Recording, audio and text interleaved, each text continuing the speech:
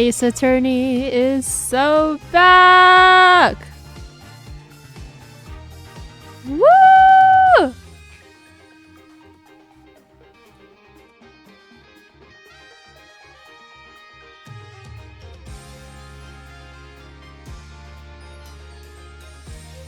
Hi Mitsu. Hi Haniel. I hope that volume balance is okay. It's a little loud for me. Why is first 1 point and not 1000? Shouldn't it be the other way around? Not first is the way for you to burn your points if you just have a lot of points and don't know what to spend them on.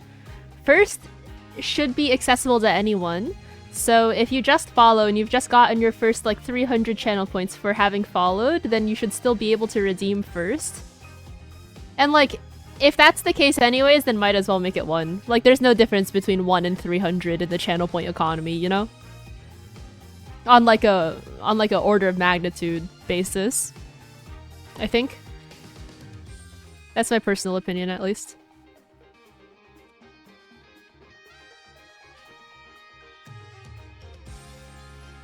We are so here. Thank you for the drink water.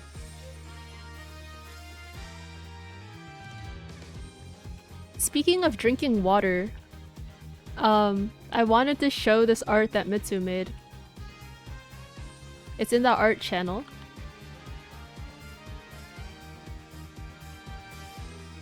But it's also here. I'm drinking water. It's hot water because hot water is the way to go. Oh, even though right now I'm not drinking hot water, I'm drinking room temperature water. But also it's been like 90 degrees Fahrenheit, which is like 37 degrees Celsius? Is that right? Oh dang. My local resident calculator couldn't answer it for me. Yeah, it was really warm.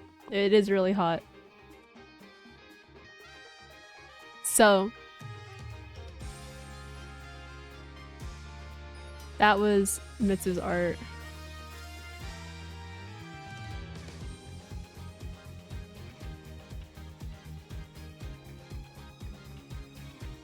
All right. Let's load. We are on trial 2, day 2. Yes. Hi Sandom, I hope you're doing well. Welcome. Welcome to the broadcast. Oh yeah, so Austin was streaming for the first time yesterday, right? Yeah, I think he's a very good streamer actually. Like he's very like naturally very sarcastic and funny. His sense of humor like very much resonates with mine. He was calling the chat like hello chat room. Which is honestly amazing. I don't think I'm gonna steal that. Or was it chat room or chat box? He was either saying chat box or chat room. I don't remember which one. I went to sleep. Like partway through. But yeah, anyways. Shoutouts to Austin_FX. What a legend. Okay, it is October 26th, 9:45 a.m. District Court Defendant Lobby number 3. I think I've been playing this case for like legitimately 2 months. We are so back. Oh, it's been 2 weeks since I've done the voices. The voices, what does Apollo sound like? A little bit lower than this? Okay. Were you able to sleep last night? Huh? Oh, sleep. Sure I slept for a grand total of 0 hours. Oh, this dude's a character. Guten Morgen, you two. You look like you're ready to put on a real show. But before you do, I have a good luck gift for you. The voice print analysis came back, and the results couldn't be more clear. The voice in the mock trial video and the tape recording are one and the same. In other words, the recording's a fabrication. Nice.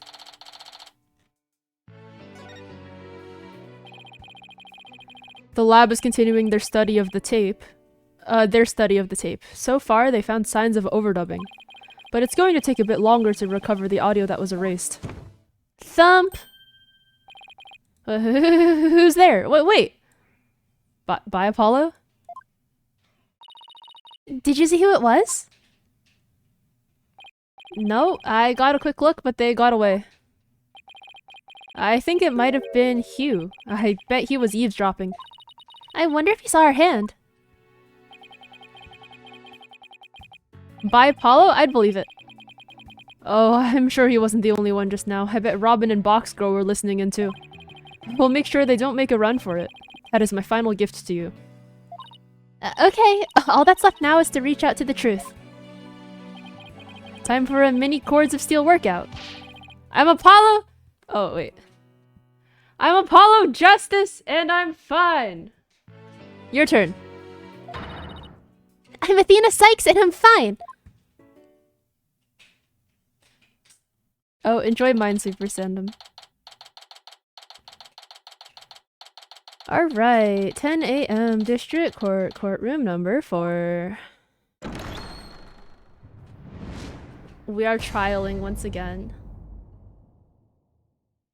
Oh yes, featuring Simon Blackquill. Oh, court will now reconvene for the trial of Juniper Woods.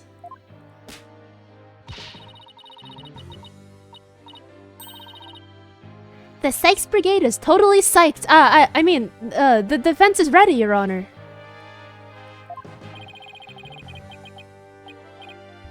Oh, the prosecution is ready. I mean, isn't that right, Prosecutor Blackquill? Hi, Rad! Oh my gosh. Big fan. I hope you're doing well. Oh yes, well, moving right along. Yesterday's adjournment was quite unexpected yet necessary. Thank you for the follow in RS2040. But I'll be running a tight ship here today, so no funny business from anybody. Understood? Understood! Ah. Your baldness. Robin Newman and Hugh O'Connor have recanted their confessions. But later I shall grill them at leisure to find whether I can charge them with perjury. Change them with perjury? Oh, well, this sure overcomplicates matters. Still, one must not overlook the facts. Now about the school camera photo that was submitted yesterday. A pity, but that evidence is no longer relevant to this case. The art room clock runs fast. It cannot function as an accurate measure of time. As for the bungling detective who overlooked that, he is paying for his failure as we speak. Poor Detective Fulbright. I sure hope he returns to work with all his body parts intact. That's crazy. Or maybe not so crazy, considering that this man is like the twisted samurai prosecutor or whatever. Perjury exists. Every time they mention perjury, it's a new surprise. Can't believe that all of these lawyers remember that perjury is a thing. I guess it's more relevant for the prosecution than the defense, but like, who knows? It should definitely be more relevant for the prosecution because their witnesses are fucking lying all the time. Or maybe it's just these cases that we're playing. Oh, if that's the case, then what will we? The accused is the sole person who could have moved the body from the art room to the stage. And I mean to prove it here, this day. It's just like Detective Fulbright said, but what else does he have up his sleeve? My understanding of this heinous crime is thus. The murder took place near the center of the art room as evidenced by the blood stain.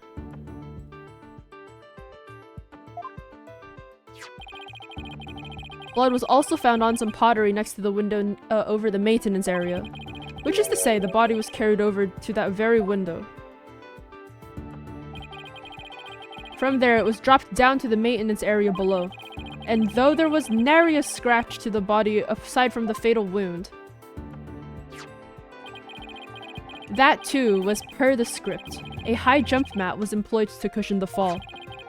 Then a bull cart was used to haul the body over to the stage. That's not very clever. I mean, it's the same exact body moving scheme as the script.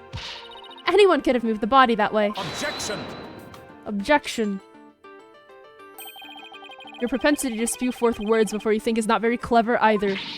Why you? Moreover, the prosecution has a witness, which is most unfortunate for you. Witness, it's time for you to come forth. What is this motherfucker doing? Oh my god. Sasuke, please. Heh. Oh, well then. Will the witness please state his name and occupation?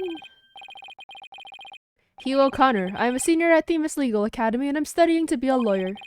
Yesterday I told that lawyer there that I would testify to the truth. So I intend to cooperate fully in today's trial. Happy now, Miss Sykes. What's he up to now? Oh, the court appreciates your cooperation, Mr. O'Connor. Now your testimony, please.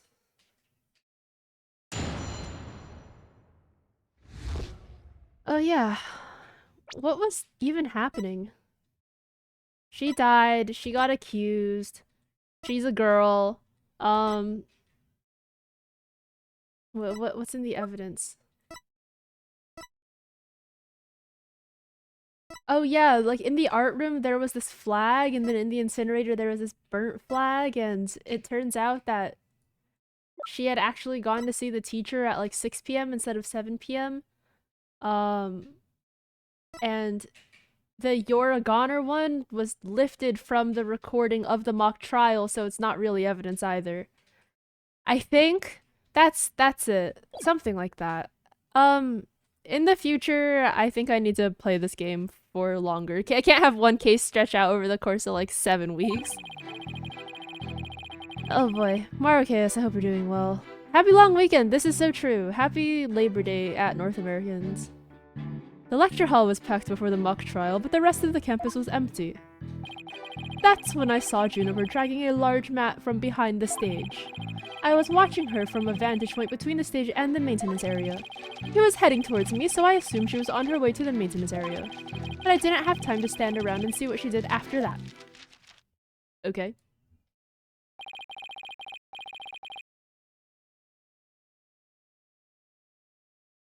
The real truth hurts so much, doesn't it, Miss Sykes?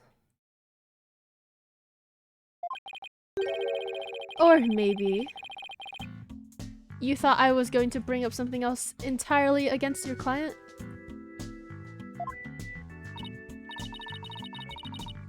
Ugh! Never a snappy comeback when I need one.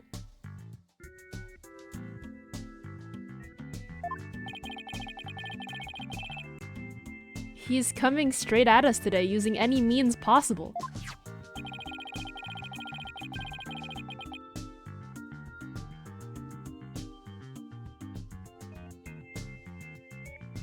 To protect the students who have to climb up high when setting up the stage, a mat was brought over to the stage from the storehouse.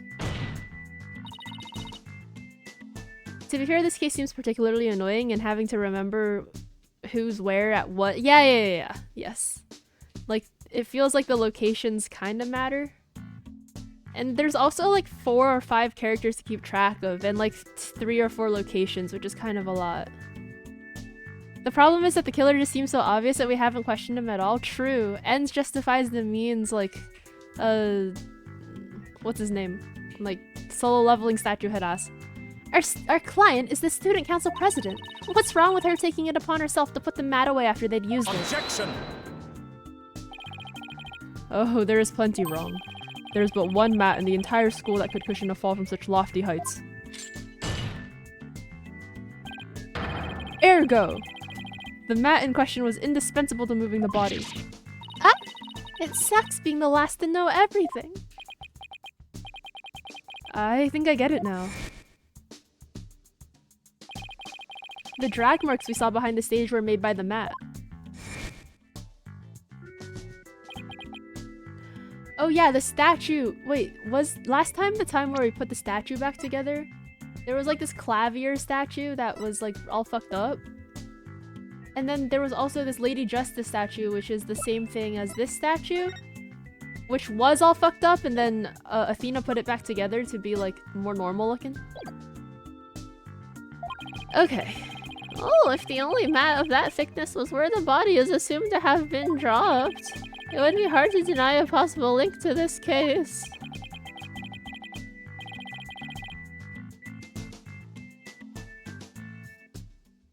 In case 1-3, there's one major point where someone is somewhere else than we thought. It feels like that just keeps happening here. Hard to keep track of it all. Is there one point? I mean, with 1-3, it was like who's in the costume as they're crossing by the security camera. I guess that's like similar enough. Alright, we're off to a bad start again. You sure okay, Athena? It's game on, Hugh. Game on! I'm gonna turn your arrogant perfect score grin into a teary-eyed frown of a failure. Oh, she was snitching to this teacher about, like, students? With the planner, and then, like, this Hugh scrap? Right, she was snitching, she was snitching.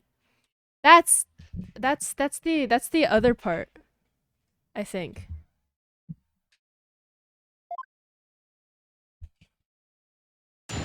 I don't know, I think that, like, they haven't really done well enough or tried hard enough to establish like where like the timeline and the like the locations. Like there's the zipline thing going on, but aside from that, like not really. Which studio the murder occurred changed in the middle of 1-3 because of the Cody picture. Oh yeah, but they'd set that one up right at the beginning. Like even right when you're starting that investigation, like all of Phoenix's dialogue is like and Gumshoe's dialogue also is like, there's no blood here, which is weird. Like that one they'd like sort of, I mean, foreshadowed is not really the right word because it feels a little bit too obvious to be foreshadowing. But they'd been dropping hints at that one like from the very start, whereas this sort of feels like there's less cohesion, maybe. But I'm also less invested because it's 3D, so maybe that's on me. Also because, like, these three are very unlikable.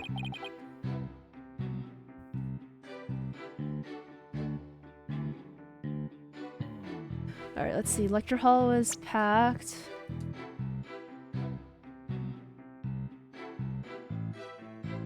Okay. Oh, why am I so sleepy? Lecture hall was packed. The rest of the campus was empty. Saw Juniper watching her from a vantage point between the stage and the maintenance area. She was headed towards me, so I assumed she was on her way to the maintenance area, but I didn't have time to stand around and see what she did after that.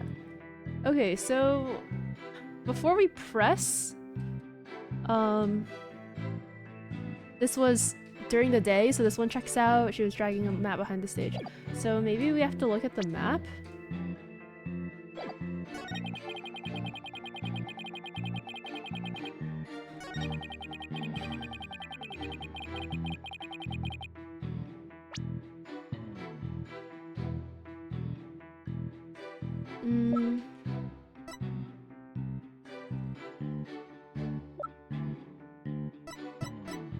Is there a map?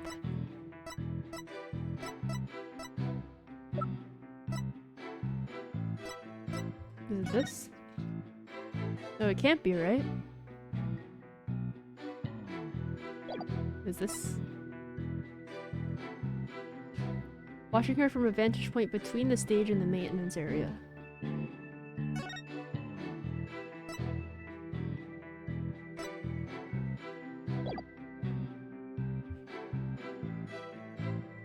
I guess, like, there's a wall. Let me... Hold it! Mr. O'Connor, are you positive you were standing exactly where you said? Between the stage and the maintenance area, and she was behind the backdrop. Oh, he's sticking to his guns. The issue here is where he was standing. Where Hugh... my reading. Where Hugh was standing when he says he saw Junie. But nothing I say will mean anything without evidence. Time to dig a little deeper.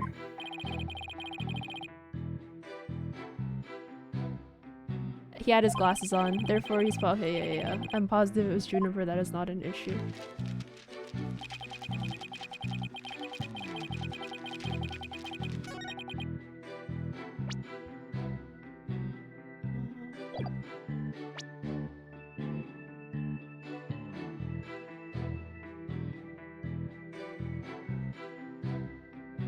Right before the mock trial?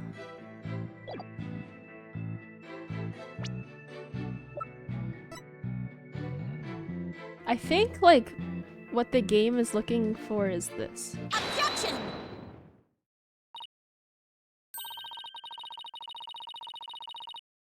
So, you saw the back of the stage from between the stage and the maintenance area? Well, let's take a look at this photo taken by Miss Scuttlebutt, shall we? This photo shows the students setting up the stage the day before the mock trial. Do you see the big construction screen to the right of the stage in the background here? Oh, why yes, there were a bunch of those next to my house until a few days ago, too. Hi, Bovo! Oh my gosh. I hope you're doing so well, Bobo Nim. Oh, it was so noisy behind there, but I couldn't take a peek. Oh, how it piqued my interest. Exactly, Your Honor. You cannot see past such screens. That is their purpose. Now let's see. How exactly is that screen positioned again? Aha! Since it was to the right of the stage, it should be right here. Oh, I see.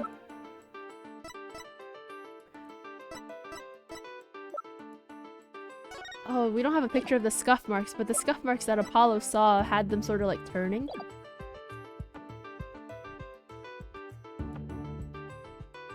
Since it was to the right of the stage, it should be right here. And from this vantage point, the witness claims to have seen our client behind the stage backdrop. Oh my, but the screen would have been completely in the way. That's right. Therefore, the witness couldn't have possibly seen our client from this point. Owned. Youch.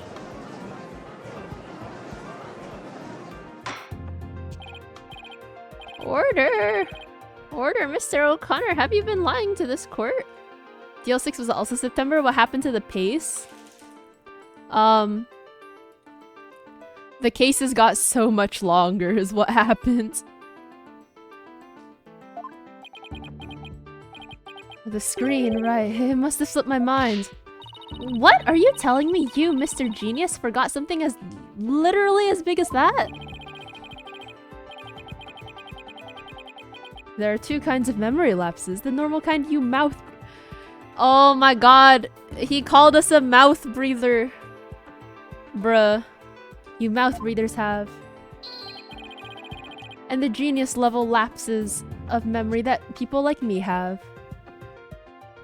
I beat 1-2 in one stream? Yeah, because it was like really short. Like the investigation was like half an hour long. I remember it being really quick. Why don't you just admit that it was a normal everyday brain fart already?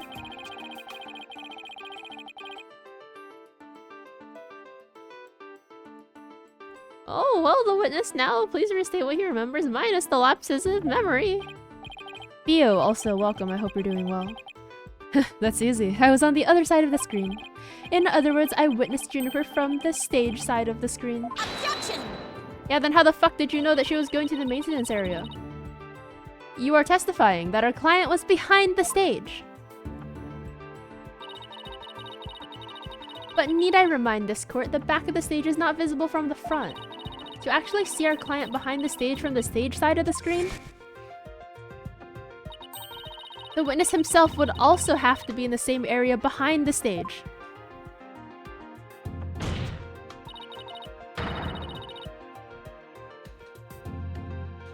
Yeah, but 1-1 takes 30 minutes if you rush it. 5-1 takes 2 hours. True.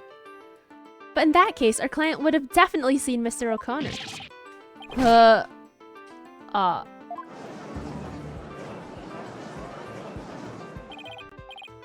Nice one, Athena. Keep it up. Objection! Owned. Alright, golden boy, is this not your chance? Telling the truth will be like a weight lifted from your chest. It feels like One Piece? That's fucked up, because it's true. Oh man, how are we at less than 1 chapter per episode nowadays, huh? How did that happen? Like, give me back filler arcs. I can't believe I want to, like, I'm begging, just filler arcs. Bring them back. Please. The truth? What truth? The fact that the Golden Boy here was where he initially stated.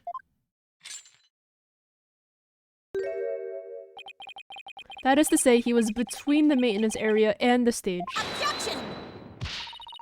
But the screen would have blocked his view! Objection! On the ground, yes, his view would have been blocked indeed.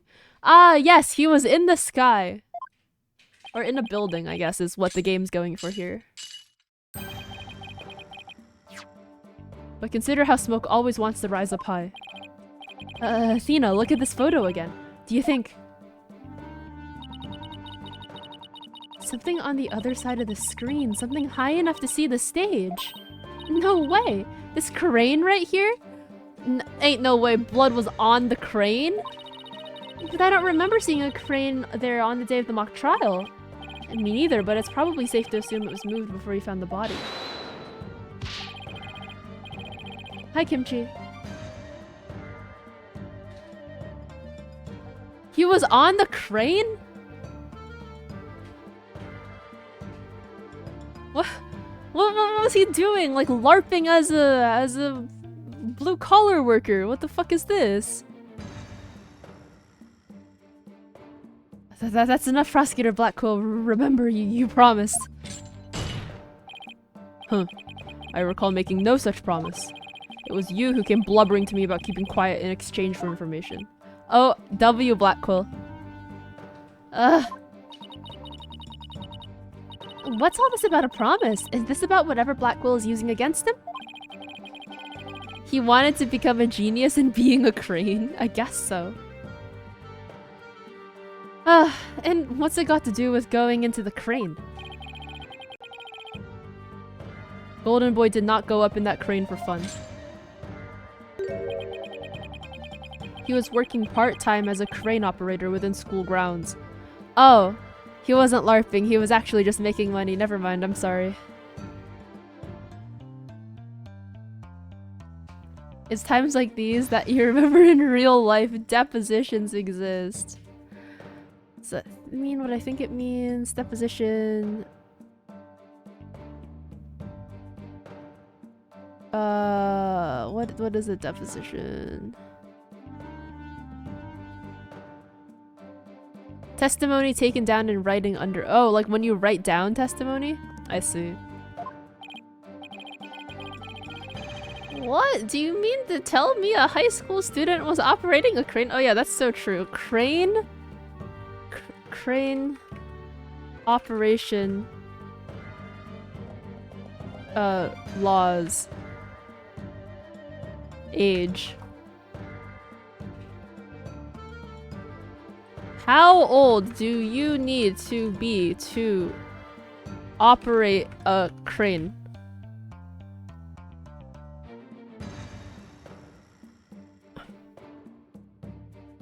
You need to be at least 18.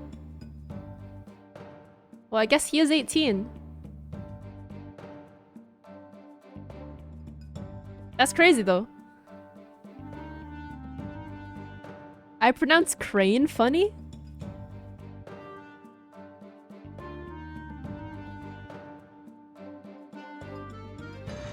I mean, I say it in an American way.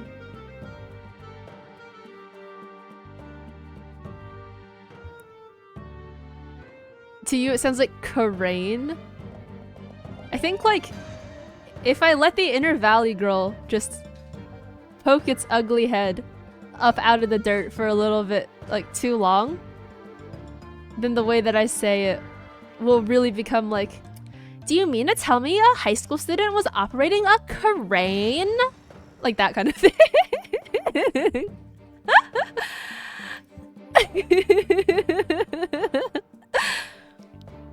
I think if I were to say it normally, it would just be like crane.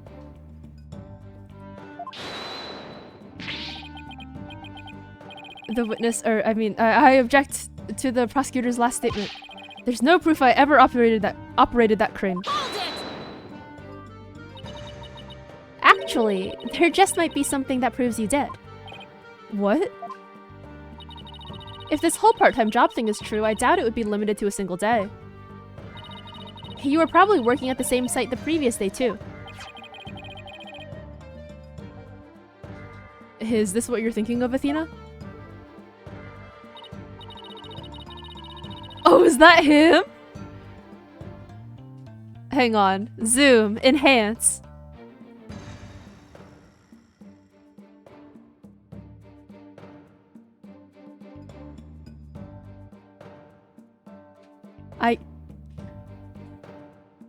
He's got the glasses.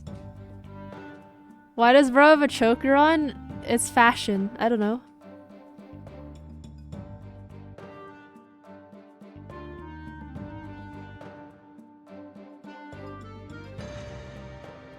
Yep, as the court can see, this photo captured the crane's operator. And if you look carefully, he bears a definite resemblance to Mr. O'Connor. Are you serious? This is ridiculous.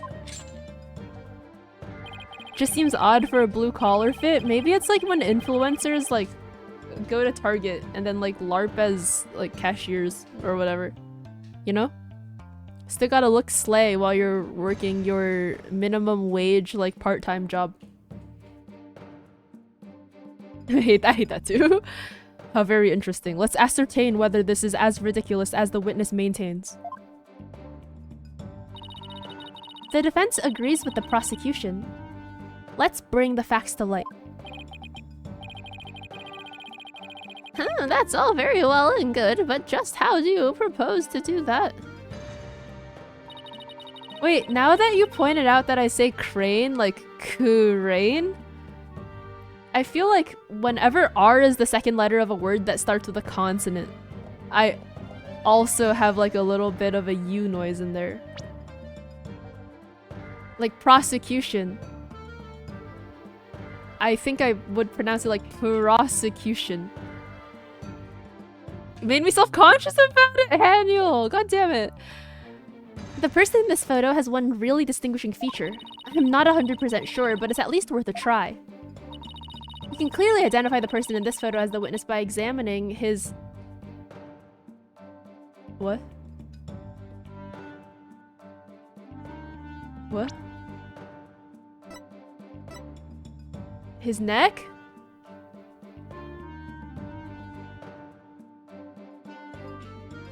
He is wearing that ugly ass choker that Haniel pointed out, and he does normally have a very high collared shirt. This guy's just embarrassed that he does construction work. Like, being able to operate a crane is definitely a cool skill for all ages. I agree, but I think maybe it's because he comes off as some, like, high society, like, big lawyer man. He's embarrassed about working a blue-collar job? I think it's his neck. I think it's that choker. Hi, Stonewall. Time to make him strip!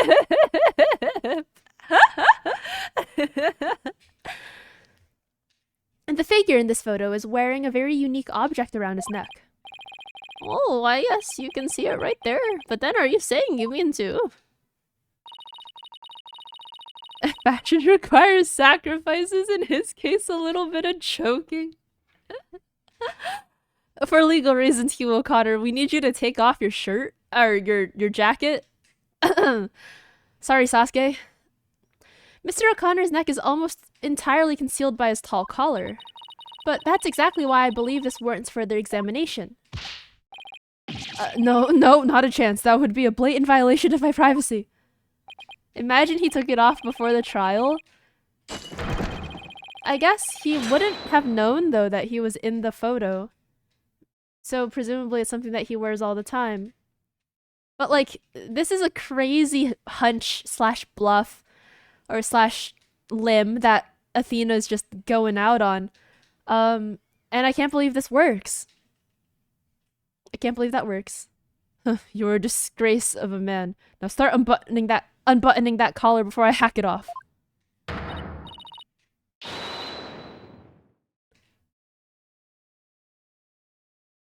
Yeah, what's the big deal? Now let's see your neck. Oh, his glasses are askew. I guess I have no choice.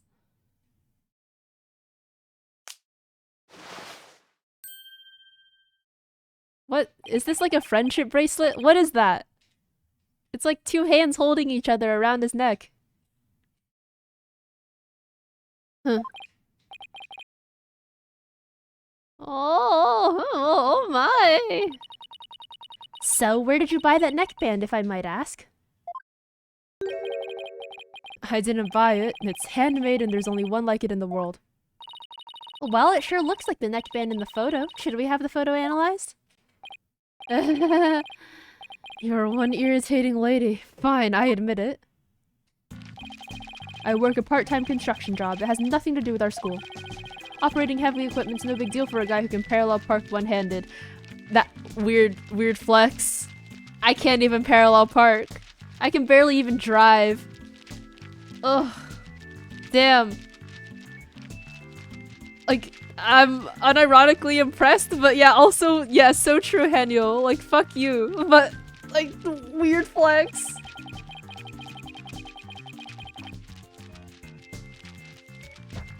Hottest thing in the world is competence. Yeah, but somehow there's something about him that just comes off as such an arrogant prick. But I never expected one of my jobs to take me to my own school.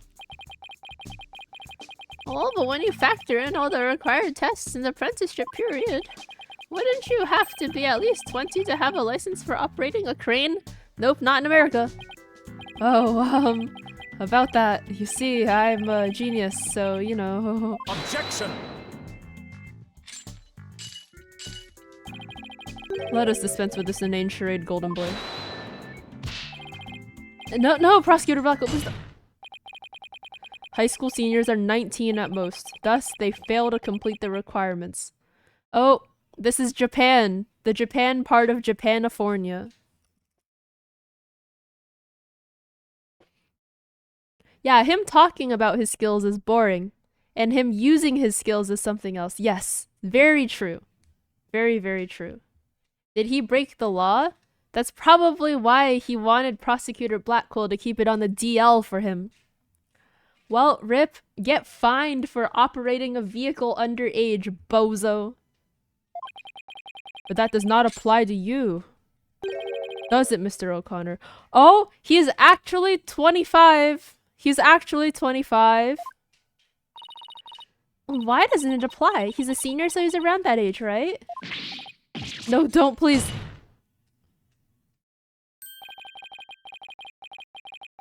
Is he doing a memacho? Oh, let's go! Oh, get red! Get red! Yeah, video game! Owned! Golden Boy here is 25. He took a 7-year break from school. Let's fucking go!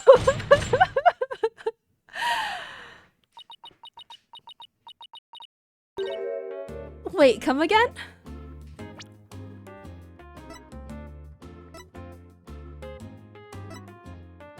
Wait, honestly, I just sent 25 because it was like the number that ended in 5, and 30 is like a little bit too old, right? But also, you know, he took a 7-year break.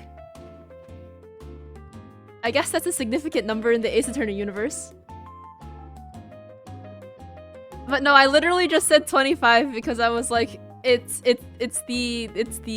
number that is a perfect square and also ends in 5. It is the one good number. I'm projecting age here. I'm literally younger than Bobo Nimi and Austin FX. You can't keep getting away with this. Take a gander at the official school enrollment documentation. It's all right there. Ah, ouch. It's 25? You mean he's older than me? Oh, a 25-year-old high school student. Yeah, boomer. That's right. I'm 26. You can't fool. Huh?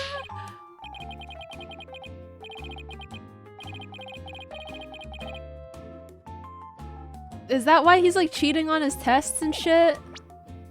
Wait, how old's Clavier? Oh my god, you're Clavier's age. Oh, Jesus Christ. Oh my god, you're Clavier Gavin's age. Oh no. Oh, he's so old. Because Apollo is like, what, 23 here, right? This man's 40. This man's only 45? Age 25. Damn. Damn. 7-year breaks. 7 years? I have just one thing to say. There are two kinds of 7-year breaks. The ordinary kind you mouth breathers take. And the genius kind people like me take. Motherfucker, you've been held back from high school. Or, like, maybe not held back, but you've not attended high school for 7 years. That's so long. Oh my god. 7 years ago, I was in high school. I think. Yeah. Damn, dude. Objection! But a genius would quickly become a chore for a 7-year break.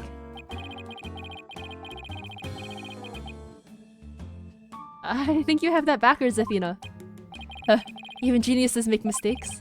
I just happened to make mine only 7 years in a row. Phoenix Wright lost his attorney's badge? I think it's 8 years ago now, yeah. Only Hugh could get away with using only like that. Enough of this jibber-jabber. Suffice to say, the witness was up in the crane when he saw the accused dragging the mat. The accused readied all she needed to move the body immediately prior to doing so. Did he actually get held back 7 years in a row? Let's see what the court record says. He took 7 years off from school at one point. I don't think it's held back. Maybe he just took like an extended gap year. Like COVID was so rough on him that he took like, I don't know. What is closer to like half his life than a third his life just off. That much is clear. I see no need to deliberate on the matter further. Considering that the body was moved in the same manner as in the script, I find Prosecutor Blackwell's claim to be quite persuasive. Does the defense care to dissuade me? Ugh! As long as a mat was used to move the body, Junie's going to be under suspicion. Athena, I just thought of something. What was Hugh doing in the crane right before the mock trial? He couldn't have been on the job at that time. I mean, he was waiting for the trial to start. Yeah, why was he in the crane? Wait. You don't think? Your Honor? Oh, yes, Miss Sykes. I've got it. I've got an amazing idea that will turn the prosecution's claim on its head. This game is 2026 to 27. It literally was COVID back then. 7 years ago when Hugh was taking his gap year. Oh my god. So he's got like 3 years of his gap year left. A little conjecture has never stopped us before. Interesting. Mr. O'Connor, you were using the crane to move the body.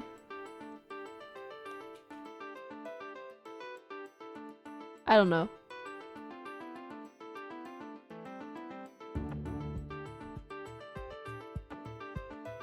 I think like it's not move yourself, and the screen was already moved. I don't fucking know. I don't fucking know. We'll just end this. The body was just like it was in the script, so it must have been moved like in the script too. At least that's what the prosecution believes. How simplistic, even foolish.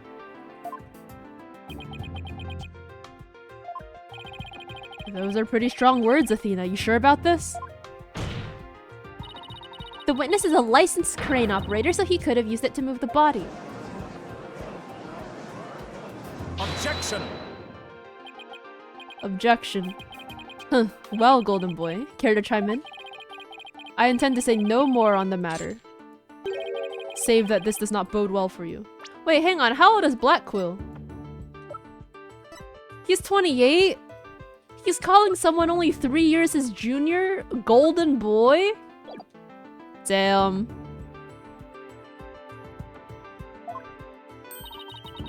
If I were Hugh, I'd feel so slighted.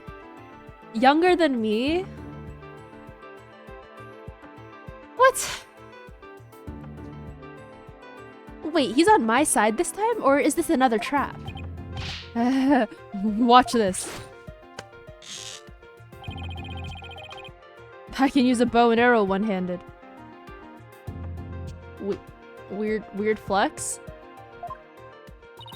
Wow, that's a crazy level of dexterity. I can even drive a crane with one hand. That's easy. But operating the crane itself is so complex it requires both hands. Now I would have the court look at this. Oh yeah, is he... what's his other hand doing? He's had his hand in his pocket this entire time. It's like weird. Oh, we can't see it. Okay. Hi, Hugh O'Connor. Why is he so good at operating things with one hand? Oh. Oh, he's injured. Oh, please tell me that's a ketchup stain. You wish. My hand was injured and required surgery. That's the reason I kept my hand in my pocket all this time. What were you thinking, Haniel? I've already verified this with the hospital for treatment. Quite a nasty wound, they say. So, how did you hurt it? I see no need to discuss that. It has no relevance to this case. 2 hands are required to operate complex machinery such as a crane. Ergo, on the day of the mock trial, the witness was incapable of moving the body by crane. Yeah, but he moved it the day before. My guy was operating a crane the night of the murder. But he couldn't do it the day of the mock trial? So, like, what was he doing? Just LARPing? Like, what? He got injured right before? Or right after this photo was taken? Now I'm the fool! I am a foolishly foolish fool. I had planned on moving the crane the night before the mock trial, but then I got injured. Wanting to keep my part-time job a secret, I had to do it just before the mock trial instead. Ah! And here I thought this was the big break we'd been waiting for. Now the defense's sophistry has laid bare. I would have the court recall my claim. Oh, the body was dropped out of a 3rd floor window to a mat near the maintenance area. What is sophistry? Sophistry? Plausible but fallacious argumentation. Sophistry. Sophistry. I said it correctly the first time. It's like... It's basically what Phoenix Wright does. It's like, well, the evidence suggests that it could be this. This is a possible explanation. Could be. Could be. Could be. And then you just make it, like, make the, what's it called? The witness / suspect so nervous that they just admit to it. That is the Ace Attorney formula. 3rd floor window to a man near the maintenance area. Then a ball cart was used to move it to the stage. See, I've been paying attention. Well done, your baldness. Now consider this. The accused was sighted dragging that mat. Ergo, it was she who moved the body.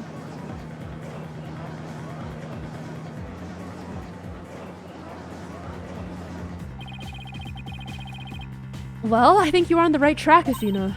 You do? Yeah, Juniper remains the prime suspect if we assume the body was moved per her script.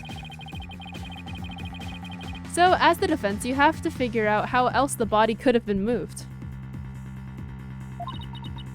But... Oh, is he telling me to think of another way besides the crane? Oh, Miss Sykes, if you have a counter-argument, the court would love to hear it. And if you do not, it is time for the verdict. Isn't that correct, your baldness? Objection! Phoenix Tactics 1, be right. Banger. So true. No, not yet. All I have to do is show that the body wasn't moved like it was in the script, right? Well, that would show that the mat had nothing to do with this case. Well, we have the Gaviner's flag. There's a sword of great renown that cuts down sophistic layers. Its name is evidence. You don't scare me. Force a smile, Athena, you can do it! What's wrong with your face, Athena? It's a weird mix of terror and creepy grin. Just focus on how the body could have been moved without it being dropped. How could anyone lower it without just dropping it? It's not like it could fly. Yeah, but it could zipline. The body could zipline. The body ziplined. Or maybe it could. After all, there is a way to zip between the art room and the stage. Yes, video game. Yes, I am on your wavelength. Someone could have easily used that thing. Oh, yes, of course. Miss Six, this court would like to see what you have for us. All I have to do is show the tiniest shred of a possibility. The mat and ball cart weren't used to move the body. This is what was used. Do I present the school banner or the burnt school banner?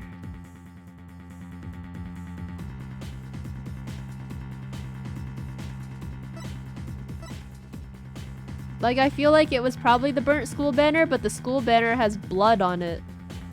So, like, the judge will be like, oh, blood, yes, it is possible, even though you don't know whose blood this is. Take that! Oh, okay, never mind. I think this is good enough. The key here is the thing that ties the art room and the stage together. Might I propose an idea? It might do you well to tie your lips together lest you further expose your ignorance. Uh-oh. This isn't exactly the time for black comedy, Prosecutor Blackquill. Anyway, the court will recall the wire on which the school banner was hung. That wire was strung between the art room and the stage, which allowed students to run or reel in the school banner from the art room. The body could have easily been lowered down to the stage via this wire. Objection! The theme, the music is playing. This is Athena's music, right? Spare me your armchair theories. This wasn't some kind of high wire act. Or maybe not Athena's music, but like the what's it called? Like pursuit, or not pursuit. I don't remember the word for it for this game. Body surely would have fallen. Yet there are no signs of blunt force trauma. Oh, you surprised me, Prosecutor Blackquill. You didn't actually think I failed to account for that? I'm sure that's exactly what you thought. When we investigated the stage yesterday,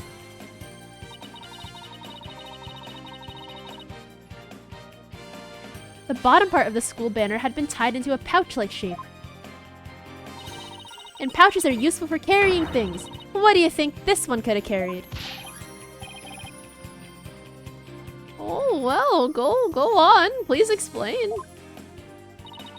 This is pretty nice music. You'd probably like a less backgroundy track, though. Yeah, I think like an issue with some of the Ace Attorney music is that it doesn't really seem to go anywhere. I think that the melody doesn't really propel the music forwards, unlike the music from earlier games. Like the what's it like dun dun dun dun dun dun dun dun dun. Like there's like a forwards momentum there that I feel like this music lacks. The body was bundled into the pouch-like section of the banner and sent on the wire.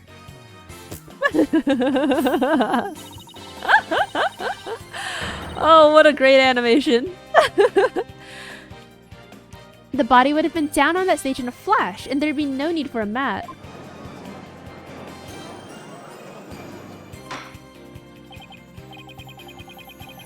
I've heard the phrase carry- Oh, wait, no. This is the judge. Oh, I've heard the phrase carrying the banner, but what the banner was doing the carrying. Objection! I have no patience for you and your cheap parlor tricks. Your claim is as shaky as a corpse before me, that absurd high wire act. If you have an actual objection, then just come out and say it.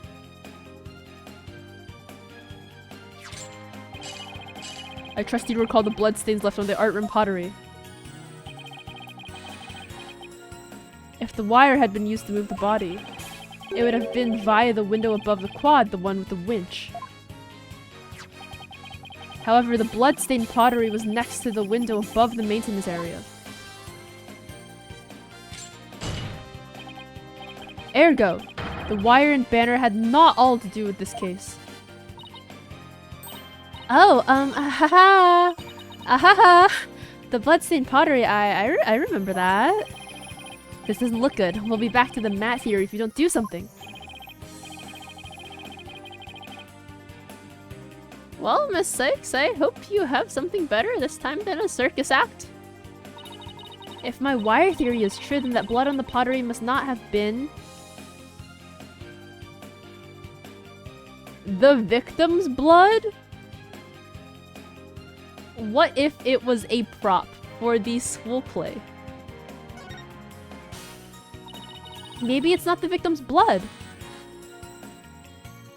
Yeah, maybe like the pottery girl was just making some really avant-garde pottery with blood.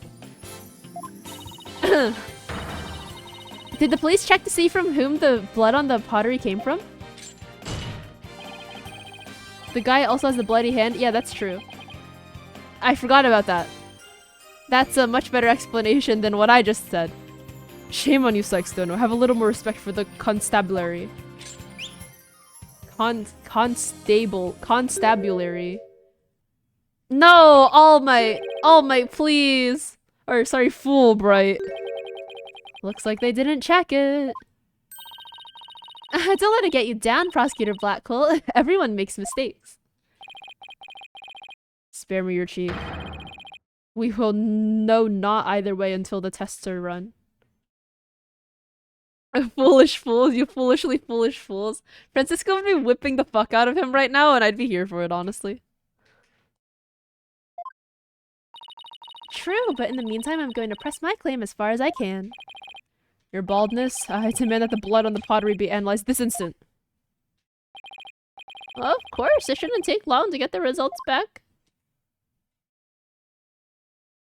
Unlike Gumshoe, this guy couldn't catch the whip. Like, how is he simultaneously stupider than how was that so quick? That was so fast! How was that so fast? What the heck? Oh my, that was quick. We're history if it turns out to be the victim's blood. Please, please let it be someone else's. Emma worked overtime? Yeah, Emma never caused us problems like this. I think... Dang. I hope that the detective in the next game is better than Bobby Fulbright. Ugh. It seems the blood was not from the victim. Aha! Owned. What? Furthermore, a comparison with other parties involved with this case reveals it's Hugh O'Connor's blood.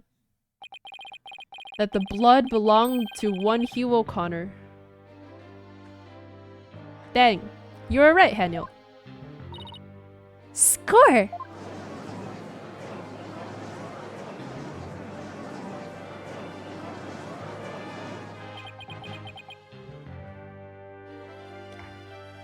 Unless Emma comes back in this game, what was the reason for her not to be included as the detective in this game?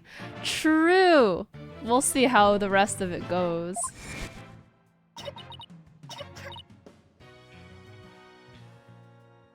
At least when Gumshoe failed, it was like he was a dunce. Like, half the time he's barely trying.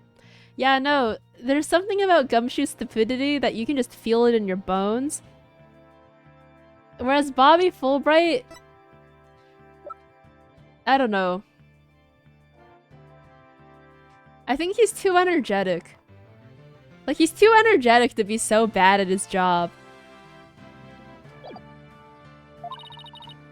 Don't worry, Junie, just try to relax. His hands were dripping with blood. Oh, okay. It's because he was injured, I guess. Your Honor, as we saw earlier, the witness's left hand suffered a serious injury. He sustained the wound in a struggle with the victim, and his blood got on the pottery. Then, Judy saw his bloodstained hands as they passed each other in the first floor hall.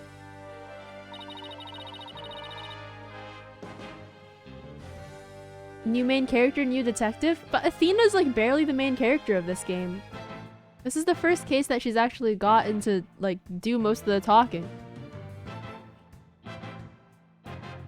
And Apollo's not even standing on her right. Like, normally the assistant is looking at you, like, with the bench on this side, right? But Apollo's, like, over here, which is weird. It's the only explanation that covers everything. Objection! There is but one way now to turn aside her blade. But do not cast blame on me. Your grudge is with Sykestone, for it is she who forced me to expose your secret. Fine, whatever. Wow, how much dirt does he have on Hugh? The court will observe this odd-looking envelope. What in the self-harm is this?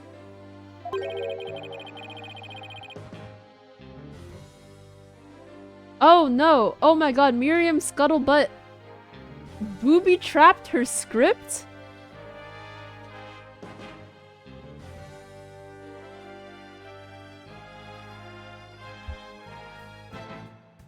Didn't Phoenix take... No, yeah, Phoenix was like where Apollo is currently in the first case of this game. But you were still mostly playing as him. And he was the one who was like doing the reacting, mostly.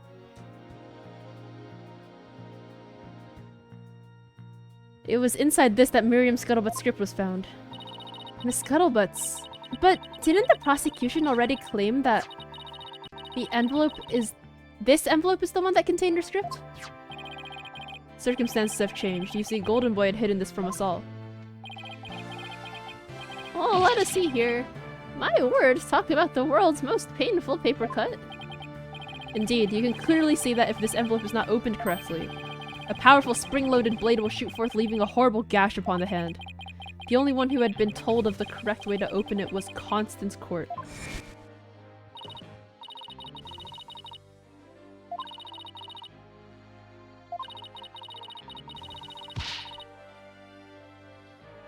Damn! This girl is Satan. Yikes, Miriam wasn't kidding when she said that. And like, Satan not in the Dahlia sense, but in like the shitty, scummy journalist sense. The blood on the blade is the witnesses. Our genius here tried to sneak a peek at the wrong script. And paid for his foolishness. Ouch! This guy's the worst genius I've ever seen. Don't worry, Athena. The wound isn't that deep. We've still got the wire theory. Yeah, I've got it.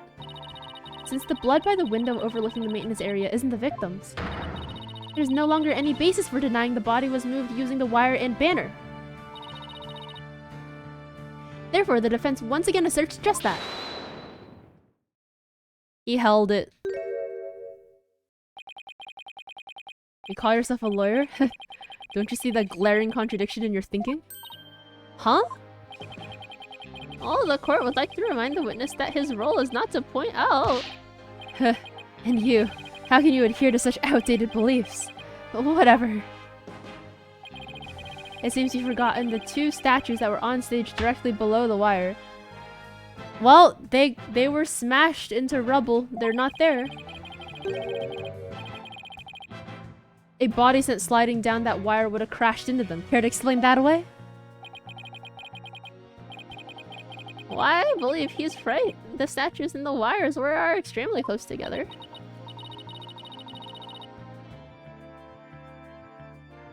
So the body would have collided with the statues? It very well could have. What if they did collide? Wait, that's it.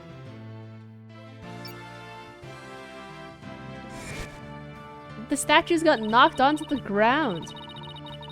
Speaking of those statues, we still don't know how they were broken. Oh, this is so cute! But if we assume the body crashed into them... Phoenix and Gavin are deceased. That would also explain that the loud sound we heard while we were in the waiting room. Oh, now that you mention it, you and Mr. Wright went out to the stage after you heard that sound, correct? Objection! Lost the 1v1 to a corpse. Dang. Statue versus dead body. I guess the statue loses. Interesting. How very interesting. But may I ask just one question? When was it that you heard said sound? It was a little after the mock trial had started. Mr. Wright and I were practically bored to tears there in the waiting room while— Ah! Precisely. If that sound you heard did happen while the body was being moved, that would place it during the mock trial. Oof, which means the body wouldn't have been there before the mock trial started. Ah. Something else crashed. That's okay.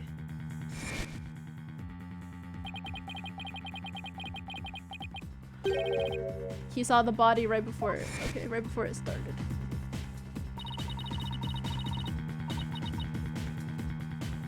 It's some Rube Goldberg machine head ass behavior. He said he saw the body before the mock trial. If so, then my claim that the body was moved during the mock trial doesn't hold water. Stupid contradiction. It's going to get me and our case killed. Stupid contradiction. Well, the focus was on just 3 suspects because the body was moved before the mock trial. That has been the major premise thus far. Your assertion therefore contradicts the very foundation of this case. Objection! Both sides still lack incontrovertible evidence. So should we not also treat Golden Boy's testimony with some level of suspicion? Good point. Prosecutor Blackwell is on our side! I bet he's figured out the truth behind this case. Oh wait, this is Athena. I bet he's figured out the truth behind this case. Well, great, as long as he's not up to something else. If the statues really were broken when the body hit them, then Hugh's statement about seeing the body before the mock trial is a big fat lie. Okay, Mr. O'Connor. Let's get to the bottom of this contradiction about when you saw the body. Look me straight in the eyes and repeat your statement to me. Like I said before, before the mock trial, the body was, you know... I shall only say this once, Golden Boy. You had best tell the truth and do it now. That is, if your head wishes to enjoy the continued companionship of your body. Yikes! Now, out with it. Did you truly witness the body? Or were you just lying about it? Well, which is it?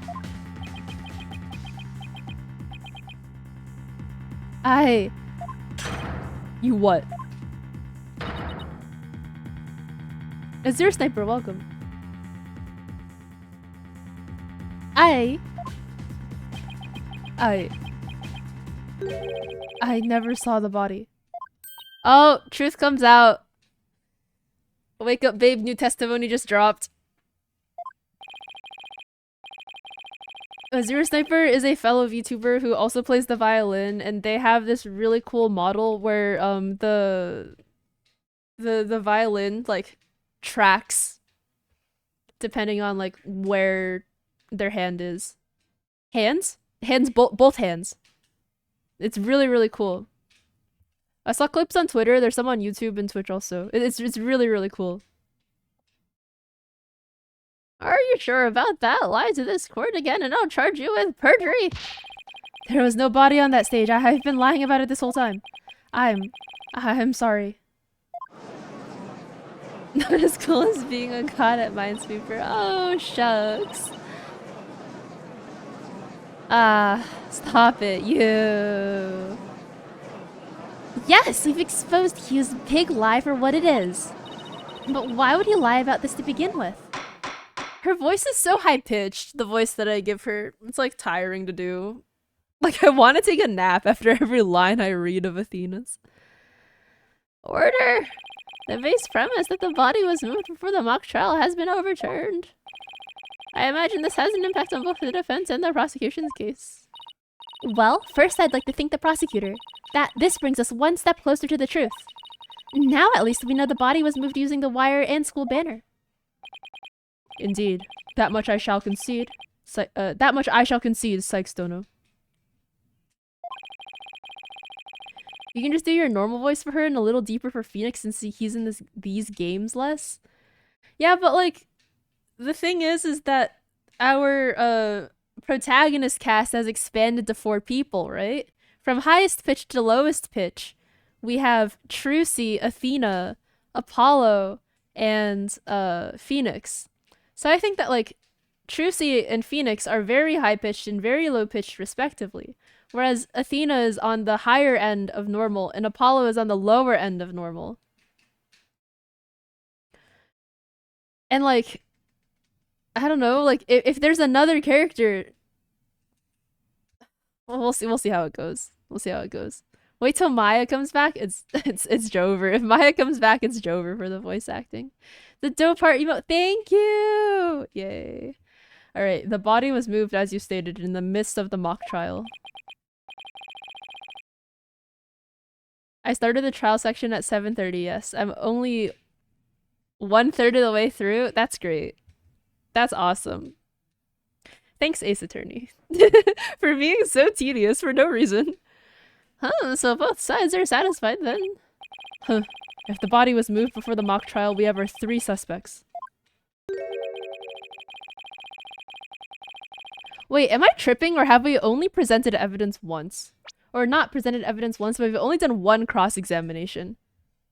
Because at the cross-examination I presented this, right? For like the wall, and then that was it? Oh boy. Oh no. I wanted to watch House today after finishing stream. God damn it. Alright, but if the move took place in the midst of the mock trial, it is an entirely different story. Right, all 3 suspects were in the mock trial. That gives them solid alibis. Objection. How simplistic. Did you forget about the student in charge of the audio? Who the fuck is that? And Miss... Oh wait, that was Junie. Never mind, I remember. Haha, video game, you almost got me, almost forgot! But nope, that was Juniper Woods, our defendant. I missed the mock trial. She was the one soul who could leave and re-enter the lecture hall. Oh, what's this? Who is this person in charge of the audio? Oh no, how could I forget? It was...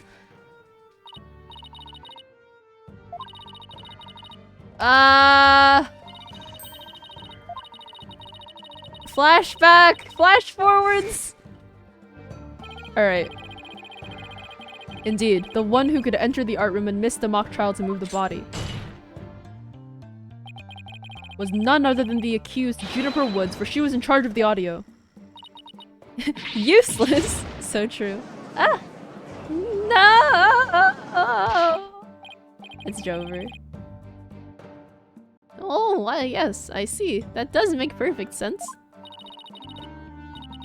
This can't be happening! Instead of exposing Hugh's crime, Junie's in even deeper. I love when Blackquill slams his hand and the bird goes wide-eyed. I'm here for the bird too. I think like the best part of Blackquill's character is the bird. No matter how you slice it, we're cooked! We're so cooked. And here I thought oh my god, did I almost say prosecutor? Prosecutor Blackquill was on our side, at least on this issue. Is this a for real on God moment? We're so cooked. The Twisted Samurai strikes again. Twisted? It's more like dirty rotten. Huh, your baldness. It is time to put an end to this farce. The prosecution has presented quite a convincing case, but the defense has one last chance to voice any remaining objections. Well, Miss Sykes. Apollo! What are we gonna do? I've got nothing left! Nothing! Nada! Niente! I've been trying to think of something, but I'm drawing a big blank too. Oh! Poor Junie. Unless we figure out something, she'll be... objection! Objection! Well, I object too. Hugh hit us with the hold it? Okay, saved by the witness for like no reason whatsoever. Stop right there! All ears to me. It's time you heard about the rare genius of Hugh O'Connor. Oh, I guess he wants to save Juniper too.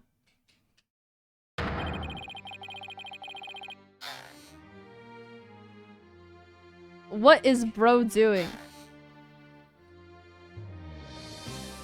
This is the 4th time the witness has done a hold it in this case. Well, he goes to lawyer school, so it's acceptable. It's not like April May is running around saying, hold it, like this entire time.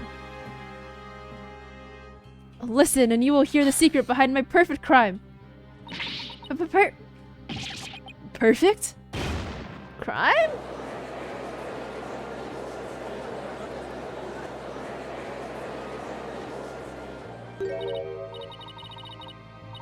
What is in the thing he's holding? A bow. For archery. Wait, this is just some serious deja vu. Didn't we just go through something like this yesterday? Yes, we did. This had better not be another one of his enraging traps. The murder, the moving of the body, the cover-up, it all sprung from my brilliant mind. Well, go ahead. Arrest me. The real killer is right before you. Oh, the same shit as last time. Order! Order, I say, Mr. O'Connor! You already confessed yesterday, then earlier today you recanted your confession, and then you're confessing again! As if you mouth breathers could comprehend my genius. The ends justify the means. Hi, honey. Are you a mouth breather?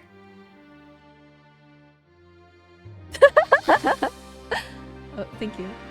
Now, bow down and kneel! Kneel before my great and maddening intellect! Objection! Enough. The only thing maddening is the ignominy. What the fuck?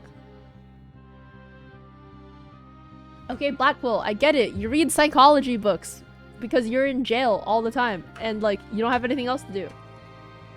What does this word mean? Ignominy. Ignominy. Ignominy? Ignominy. Can I hear that in American, please? Ignominy. Ignominy. Great personal dishonor or humiliation. You bear for all to see. For it is impossible for you to have been the perpetrator behind this crime. Ah! There is no perfect crime, only a perfect alibi, for you were at the mock trial. And it is silly that I must remind you of this, but you were a participant the entire time. The American mind can't comprehend British pronunciation? It's not that I can't comprehend it, it's just that not how I would say it in my accent, and I couldn't figure out how to transpose it from British English, from the British pronunciation to the American pronunciation. So I had to open up Merriam-Webster. There shall be no mercy if you persist in hindering this trial with your silly little act. Hugh doesn't seem the least bit shaken by Blackwell's threat. Listen, Mr. Prosecutor, calling that a perfect alibi is beyond contempt. Your Honor, I'd like to take this opportunity to offer further testimony. I will now demonstrate the very moment of genius that transcended even perfection. Even perfection? Oh, we're just getting testimony. The judge didn't even say anything. We're just in testimony now. What? He just started testifying and the judge had no input. The judge had no input. You won't believe this, but I used a body double. That wasn't the real me at the mock trial. That means I didn't almost lose. My body double almost did. I slipped out stealthily while my double took care of the trial. I had the run of the campus. In short, I'm the killer. Juniper's innocent. Okay, I get it. You have a crush on her. Oh my god, she's 7 years younger than you. Like, bro, chill. Age divided by 2 plus 7, epic fail. I have a question. I was hoping the defense and prosecution might help answer. Is it just me, or does the witness's testimony make no sense at all? No, it's not just you, Your Honor. All I got from listening to that was a headache. Yeah, that was just plain weird, especially the whole thing about a body double. Someone make a diss track about this man. What, like they not like us? What? Certified lover boy type of thing? Well, I'm relieved it's not just me and the prosecution. Your baldness. Summon an ambulance this instant. The witness is stark raving mad. Call an ambulance, but not for me. Yes, I think that would be for the best. Now then, let's pretend that never happened and moved on to my verdict. You people don't believe me? It's not a matter of not believing you. It's more along the lines of questioning your sanity. Yeah, the funny farm just called. They want their genius back. Shut your pie holes. The intellect of a genius transcends even logic. Oh man, the Redditor's gone off the deep end. Besides, don't you guys have that weird device for testimony like this? Objection!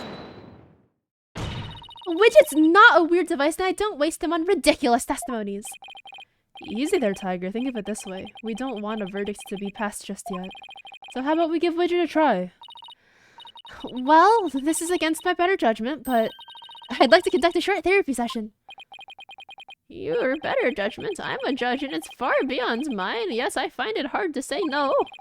Prosecutor Blackwell, I trust you have no objection. Prosecutor Blackwell.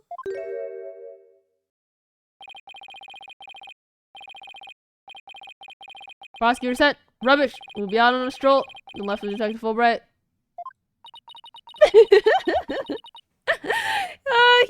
I had outed. How does he get away with stuff like that? Well, then I'll interpret that as meaning he has no explicit objections. Alright, Miss Sykes, you may proceed with your therapy session. I've seen my share of crazy trials, but this one takes the cake.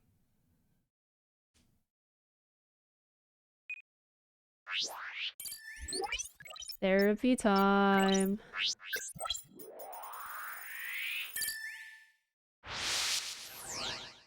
Alright.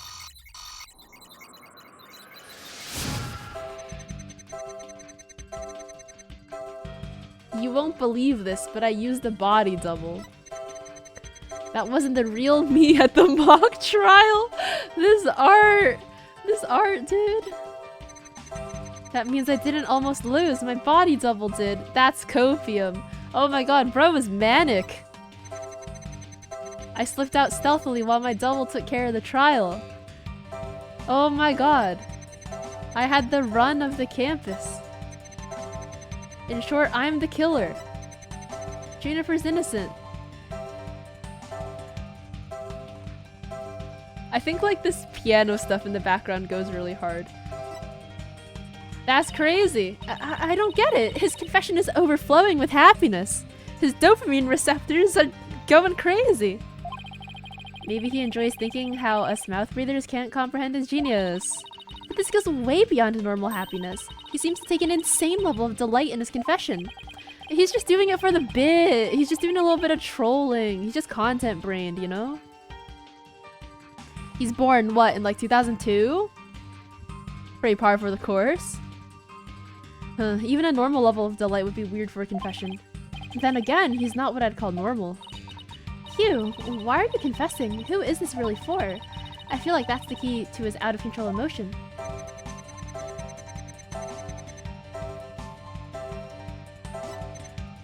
It's for Juniper, right?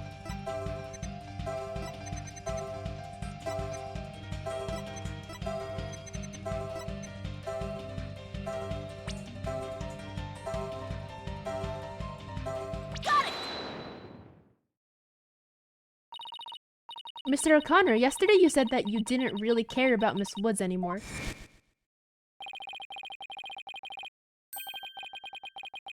Because he has a crush on her, doesn't he? Yeah, well, Juniper reported my secret to Professor Court. His secret? Oh, the bribe. She wanted nothing to do with me because I disappointed her. That's why I don't care about her anymore.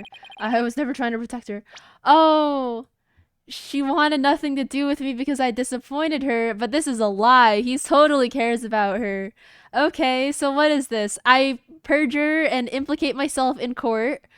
so that you're innocent. So please date me when I'm out of jail. Please, please, please, please, please, please, please. Also 7 years older than you, by the way. Please, please, please. My confession was always about one thing and one thing only, the truth. Objection! Mr. O'Connor, you feel great happiness in the fact that you might help set Miss Woods free. So much so that it overshadowed all of your other emotions. What are you?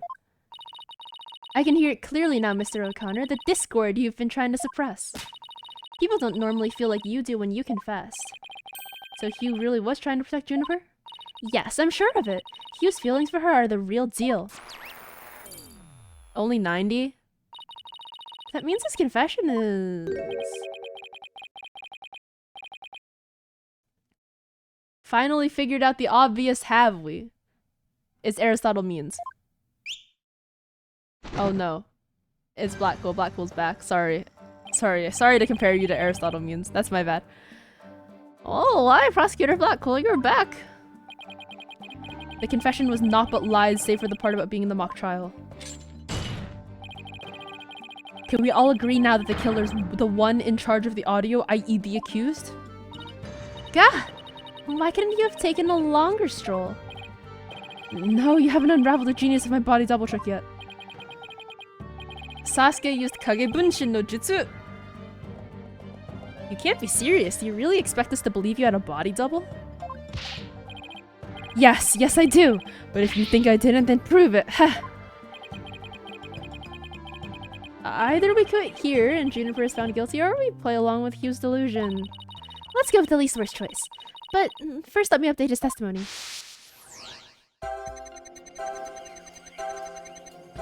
I used a body double. That wasn't the real me at the mock trial. That means I didn't almost lose, my body double did. Wait, he's feeling no emotions there. Shouldn't he still be happy? He was like manically happy. I slipped out stealthily while my double took care of the trial. I had the run at the campus. You're sure I'm the killer. Juniper's innocent. Okay, yeah, I think it's that one. I didn't almost lose. Why are you not happy? I didn't almost lose, you say? Very odd. You exhibited happiness the entire time except during the statement. You don't know when to give up. Wait, now that I think about it. No, don't. Stop making stuff up. When I left the lecture hall. It was during Professor Mean's pre-trial speech.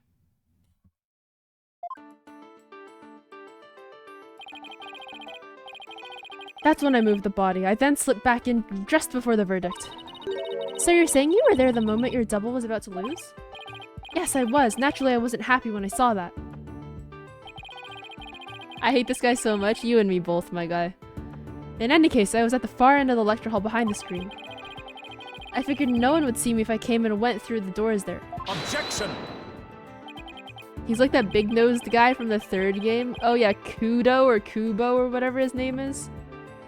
Who was feeding the pigeons and like throwing beans at you. Sykes don't know. How much longer will you indulge him in this charade?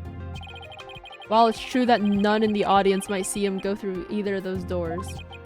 The faculty seats on the balconies are a different story and have a splendid view. I think he's better than, like, the bean boomer, okay, from the third game. At least.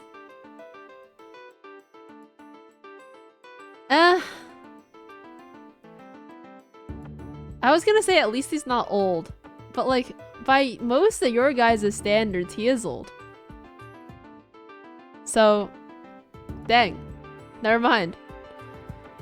There's something about the bean man who's like really into those maid outfits though. That just like rubs me the wrong way. Like at least this guy is like, I don't know.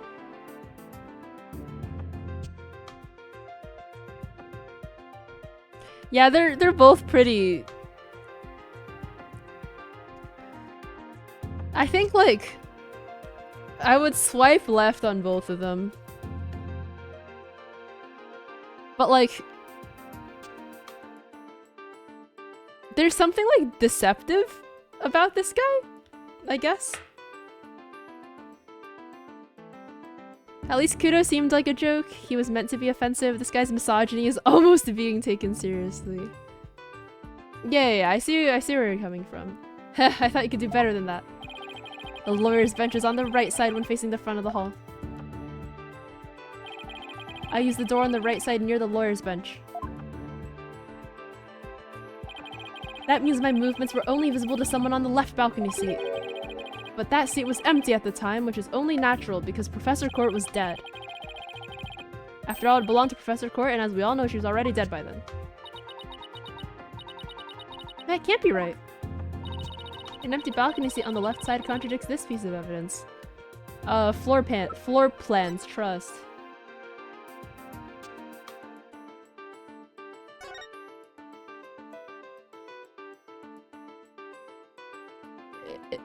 This says means on it. Is he stupid? Take that! I have no idea where this contradiction is going. But I don't have any other moves at this point. Guess I'll just have to follow it and see where this takes me. You said the left balcony seat was empty, but was it really? I saw it with my own eyes. It was definitely empty. But what about this diagram? According to this, Professor Means was supposed to be seated on the left balcony seat. Ah, he got, like, stage left and, like, true left backwards. Idiot. But if you left the lecture hall during his pre-trial speech, he would have been standing there at his seat addressing the students and faculty. Gah, no, this can't be right. Only 10% again? How much fucking therapy do we have to do today? Huh, you do no one any favors by exposing the falsities of his confession. I've told plenty of lies so far, but this part is true, I tell you. There was nobody in the left balcony seat. You've gotta believe me. Okay, I see. Professor Means did the murder. Can I skip 40 minutes of this game and just get to questioning Professor Means, please? Huh, it doesn't seem like he's lying this time. Okay, Mr. O'Connor, let's have you testify again, but this time don't spare any details. You got it, I'll repeat it as many times as you like. I mean, my ingenious escape act was warrants repeating, considering I'm the real killer. All I really care about is whether that seat was empty or not.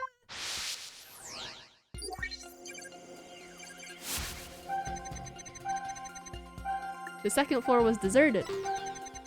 Why won't you believe me? It's true, I tell you. I went through the back door without anyone noticing. And all I had to do was go through the empty audio control room. Why is he scared? Or sad, or whatever. It leads into the hallway, so I was perfectly capable of moving the body. What? Why is he scared? Got it! We'll first have to interview the entirely new characters. Mr. Median and Mr. Mose. Damn. I detected powerful sadness and fear right after you said this part. It's as if you'd said something you shouldn't have. What's wrong with you? Shouldn't reveal a person's inner feelings for all to see. Mr. O'Connor, it is you who is revealing your inner emotions by the way you speak. Plus, I have a good idea about why you're feeling sad. You're a horrible person. Can't you just leave me be? You said that you went through the empty audio control room, but that's not true, is it? There was someone who returned from there, once Professor Means finished his speech. And that someone who was in the audio room was Junie. Right? Take that! She's the audio person. I know you realized there was a problem with your statement as you were saying it. That's why you felt so uneasy. If the audio control room really was empty, that would mean Miss Woods was roaming around the campus. Mr. O'Connor, if you really want to protect Miss Woods, just tell the truth! If you believe in her, revealing the truth is the same as protecting her.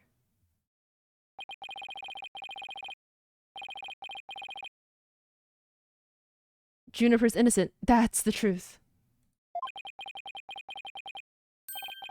But in this dark age of the law, the truth can be easily twisted to serve anyone's needs. When the end justifies the means, your only choice is to fight back with lies. Oh my god. Oh man. Oh. That's devastating. This is how I feel about American politics, like the emotion that's coursing through my chest right now. Oh boy. Hugh's heart won't hold out under this battle between truth and lies. Is there something I can do to make him recant his false testimony? I fear nothing now that I have lost everything. Go ahead, Prosecutor Blackwell. Cut me down if you wish. Huh. I thought you'd never ask. With you gone, we may swiftly proceed to a verdict. Break the chains. Yeah! Ah, he broke out of his shackles again. Or maybe power friendship.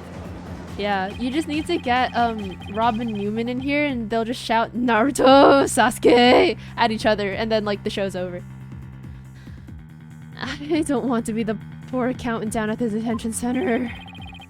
Hugh O'Connor, in deference to your valor, I will limit your suffering with one clean blow. Can you just wait one moment before you cut him down? Silence. Silence. Do not come between a samurai and his foe, Sykes-Dono. Eek! I never learned about this in law school. Yeah, Rasengan and Chidori, so true. Careful, prosecutor. Remember that shocking experience you had last time? Very well, Golden Boy may live. For now. Enough already, Mr. O'Connor. Miss Woods would never want you to protect her this way. She values the friendship between the three of you more than anything. That's where you're wrong. She doesn't feel anything for me now. But what does it matter anymore? I might as well tell you everything. This is, no doubt, news to you, but I am not and never was a genius. You know, reading this man's lines, I feel like Austin FX would be a great O'Connor. Maybe in case like 6-1 or something, like the next short one that we have can invite Bobo and Austin and Cowbow to come do voices. We shall see. Sorry, but I already knew.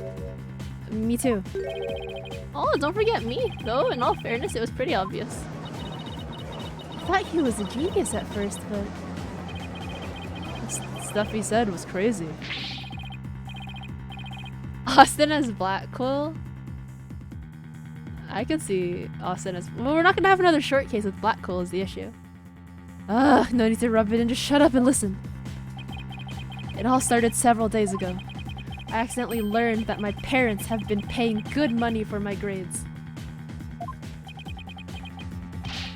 Oh, but that's bribery. So the bribery wasn't Hugh's idea? All my perfect scores are the product of cold hard cash, not genius. Even worse, when I confronted my parents about it over the phone. Junie overheard. Oh my, what a terrible misunderstanding. I've been living a lie. I don't know what else there is to say. I'm no genius. I'm completely worthless.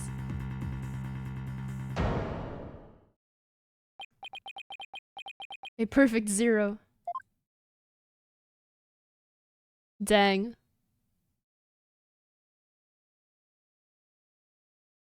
Rough.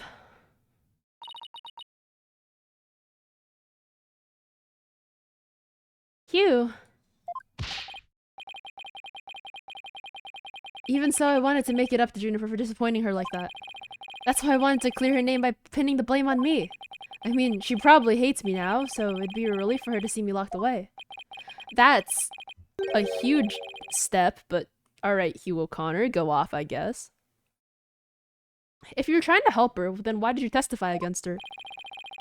You were the ones who told me to tell the truth yesterday, so I thought if I did, it would help her. He wasn't trying to provoke us? It looks like we seriously misunderstood him in more ways than one. At the detention center yesterday, Junia was in tears when she opened up to me. But the truth is, the friendship between the three of them is still rock solid. If there were something that could help me prove that Hugh...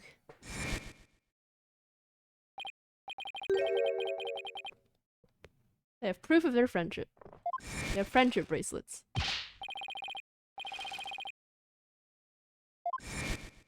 Friendship necklaces? Is it his necklace? I know. What about that proof of friendship they mentioned? His necklace does look like two hands clasping together, right? Like the comrade meme. I wonder where or what it is. The fuck did this guy do for the 7 years he wasn't in school? This is totally a thing an 19-year-old would do, but 25, what was he doing? I agree. I concur. So true, comrade O'Connor. Maybe it's... No, that's definitely it. That band around his neck. Mr. O'Connor, that band around your neck. That's your proof of friendship, isn't it? Oh, proof of friendship? Is anything like a proof of purchase barcode?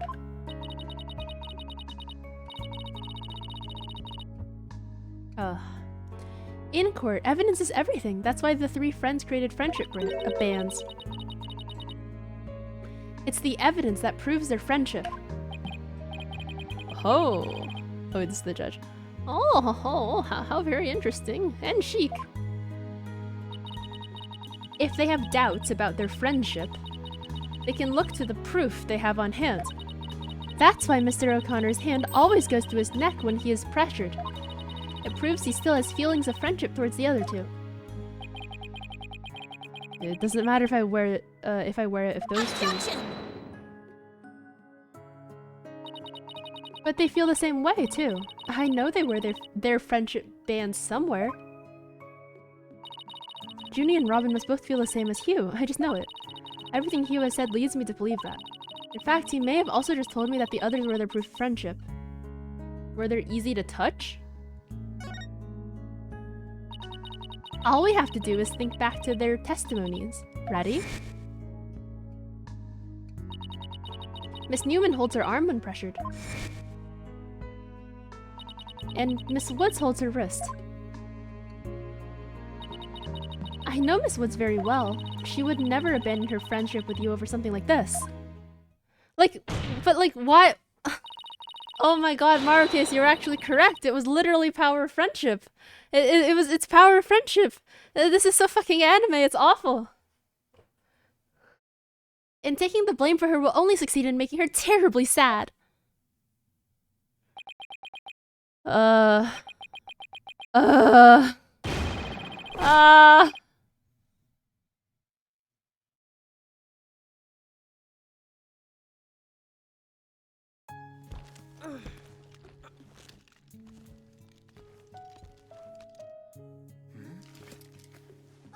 There's a skip button. Robin, those bands of friendship that you made, just for the three of us. Wait, this man's voice is very You may have Austin forgotten coded. about them, but not me. But not me.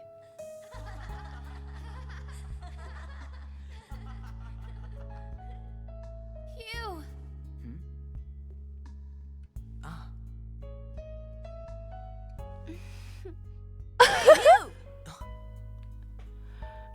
They rocked up and they literally showed it off in the courtroom.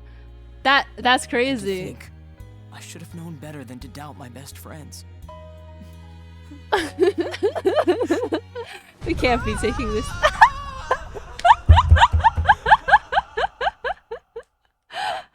Oh my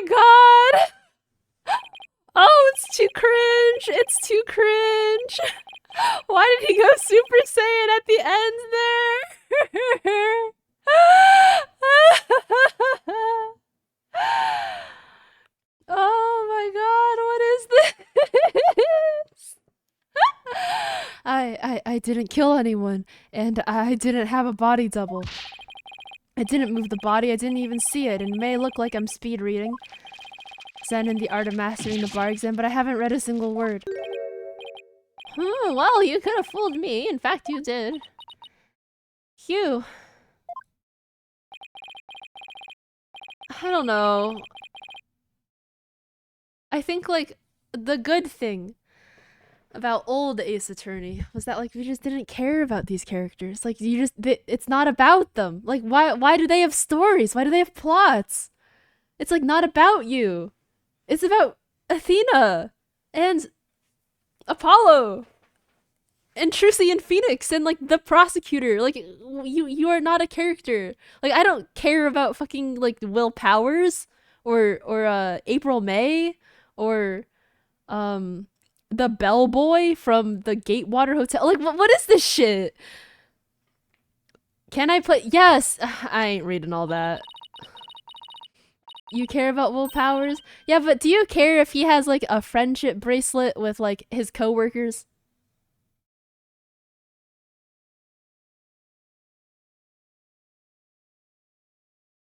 I don't know. Like, that's one step too far for me. I'm gonna save Judy, so yes, you can play Zeros with me. Oh, I don't understand when this is wrong.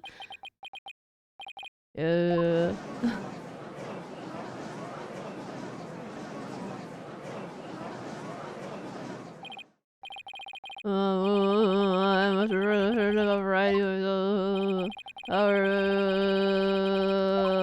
one suspect to act as an alibi, which is in the end the truth.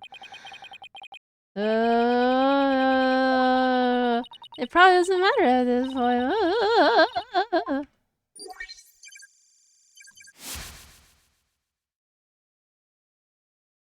You'd like to go clubbing with Will Powers and call him your friend? Yeah, but he doesn't need to be, like, that deep of a character. He's only been there for, like, 1 or 2 cases. Okay, yes, it was truly empty. Yep. Like, if this were old Ace Attorney, Phoenix Wright would have been like, oh, he said that the balcony was empty? Okay, the balcony was empty. That means that Aristotle Means wasn't there. Bring him in to testify, and that would have been 40 minutes ago. Or maybe not 40 minutes ago, but that would have been like 25 minutes ago. And then we'd be on at Aristotle Means. I think that's the difference. Verdict is nigh.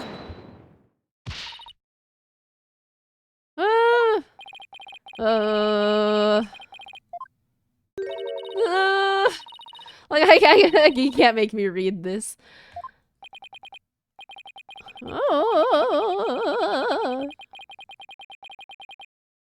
You know how, like, in Undertale, like, whenever Sans talks, you just hear, like, da-da-da, like, gah. Like, each character has, like, a different text noise as the text goes by. That's what I'm trying to imitate at the moment.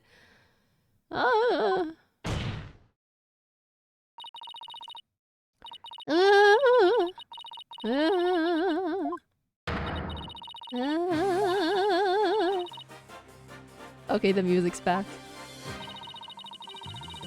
During the mock trial, the balcony is empty. One person's not accounted for. Yeah. Bye-bye. So shooting the only other person without an alibi during the mock trial is Aristotle Means. But the balcony seat was empty. That much is true, isn't it, Mr. O'Connor? That's right. How many more times do I have to say it?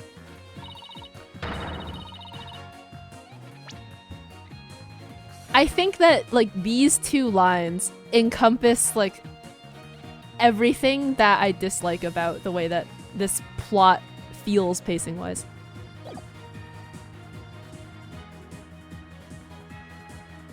So, basically, Professor Means wasn't where he was supposed to be during the mock trial. Silence. Why is block stacking game a banned term? Because someone redeemed ban the term. Need I remind you, every soul in the lecture hall heard him deliver his speech? Objection! I know, and that's not in dispute here. Now let me explain how a speech could be given from an empty seat. It was... pre-recorded.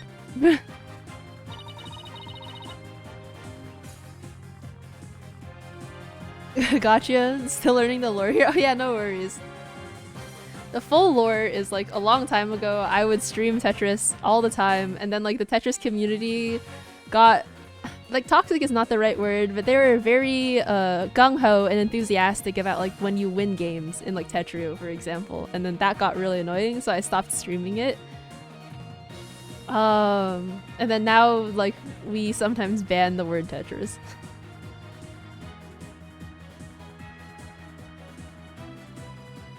What if the speech was pre-recorded? That's the only way the speech could have been delivered from an empty balcony seat. Also, Marokeus, if you're still watching, I got a Steam notification that Austin has started playing Return of the Obra Dinn. And his VODs aren't recorded. Like, I don't think he exports them anywhere, so I suggest you head over there if you want to go watch him play Obra Dinn. That's the only way the speech could have been delivered from an empty balcony seat.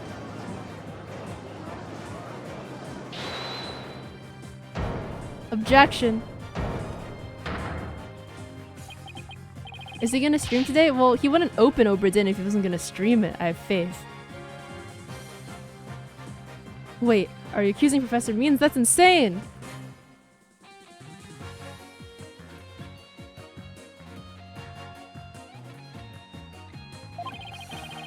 Let me check the servers that I'm in.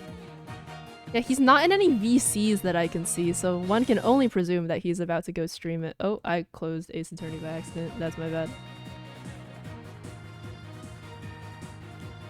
I mean, he's the one who gave me the tape recorder. That's sus as fuck.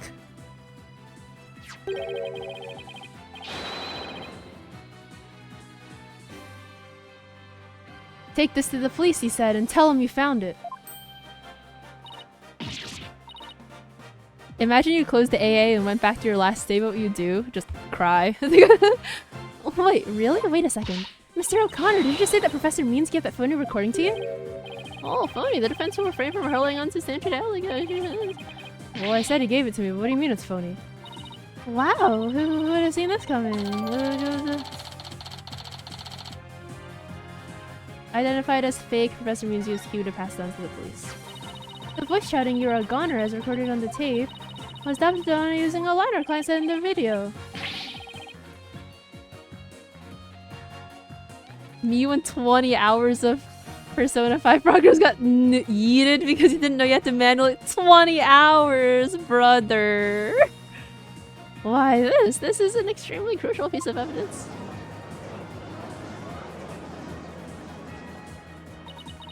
Professor Means gave Hugh the phony tape. If that's really true, then Professor Means has guilt written all over him. Your Honor, the defense moves to call Professor Aristotle Means to the stand. Please, how many testimonies are left? Like, if it's more than 4, I think I'm going to cry.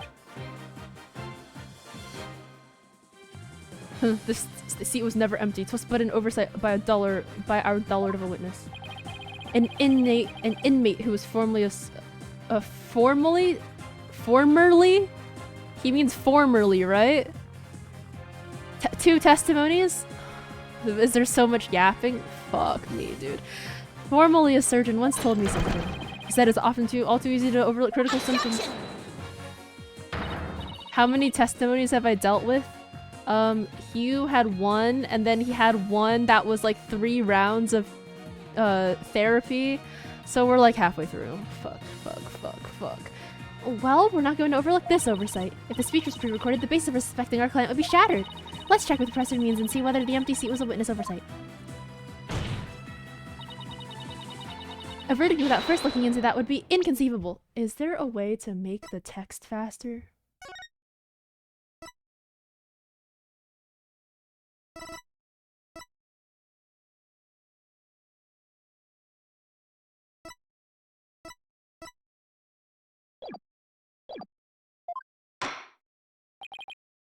That's enough. Now here's my opinion on the matter. While a surgeon is overlooking critical symptoms is a problem, a witness's oversight too must not be overlooked. That's just a matter of whether Professor Means was or was not in his faculty seat. I believe we must ask the professor himself.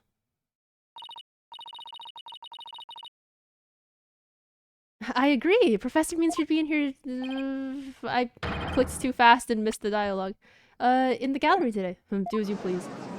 Alright, I think having changed that setting, like, the pace will speed up a little bit.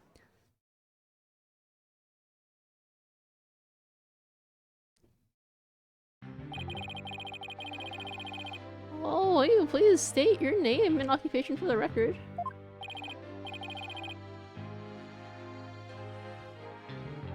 Certainly, I am Aristotle Means.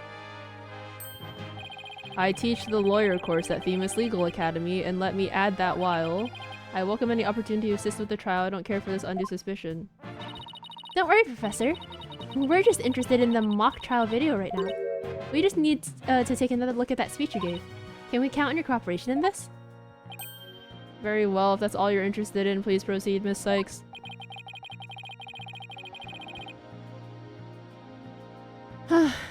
We need to find some sort of evidence that shows the speech was pre-recorded. Alright, well, we're ready. Let's roll the video.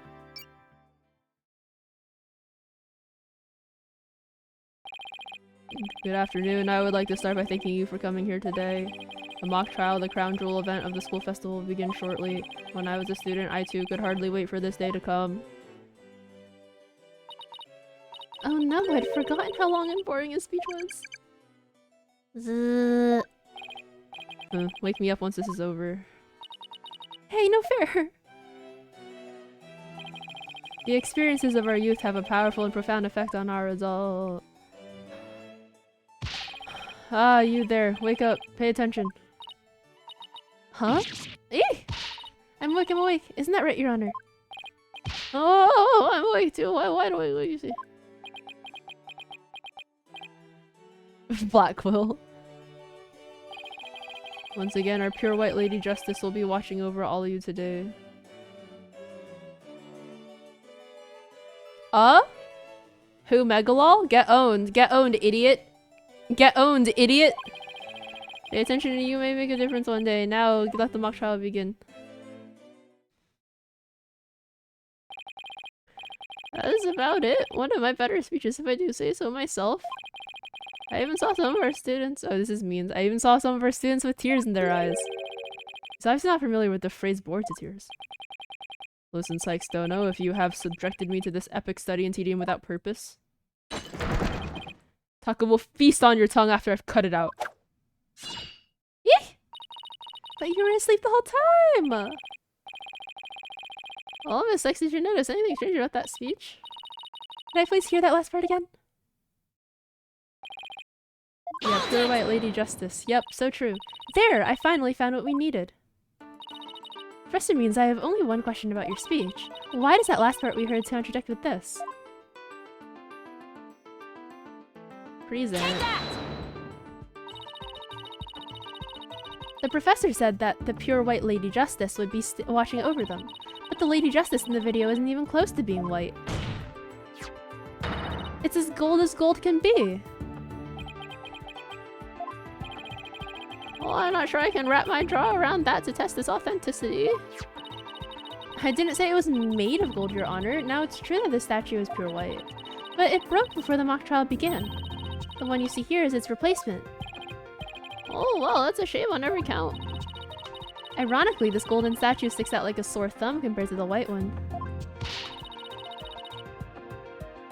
Meaning the professor wouldn't have made a mistake in its color if he'd been present. Pretty sure school starts in NA on Tuesday? Yeah, most universities either start this Tuesday or like last week or something. Except for the ones that are on quarter system in the US. They start in like late September, and there are some like high schools around the country that start in like the end of July and get out in like mid-May, which is weird.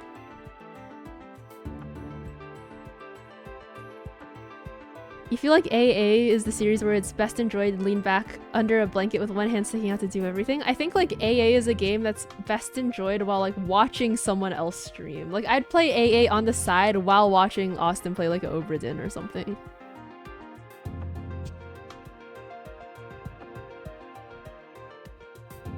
Your kids start on Tuesday? Oh, gotcha. The professor couldn't have made a mistake in his color if he'd been present.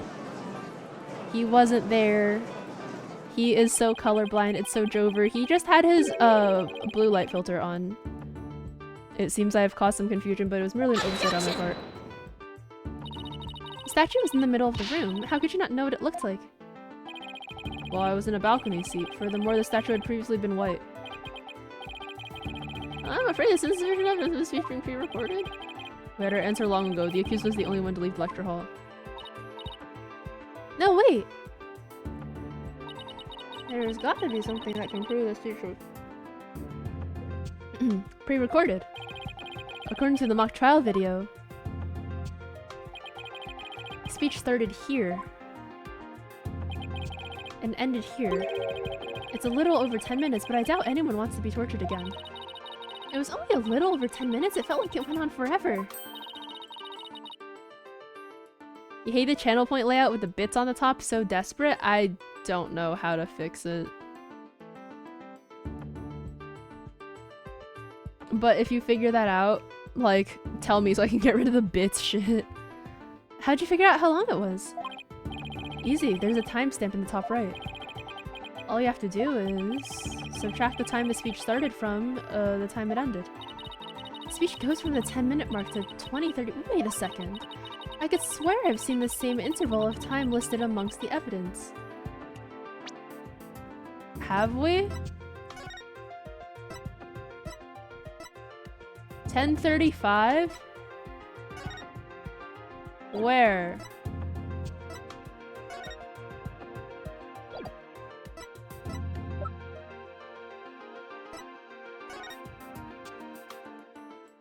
Oh!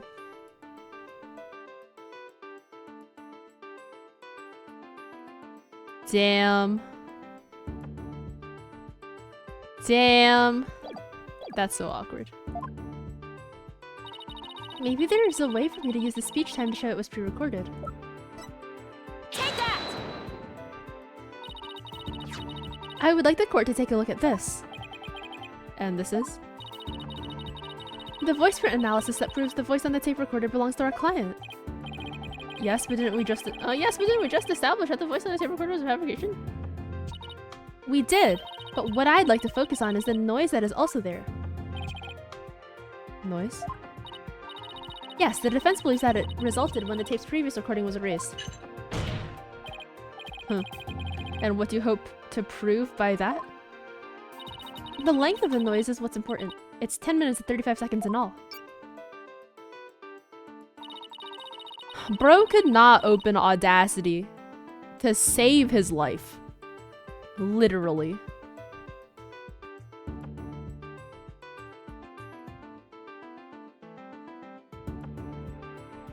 And what did the timestamp read at the moment Professor Means began his speech?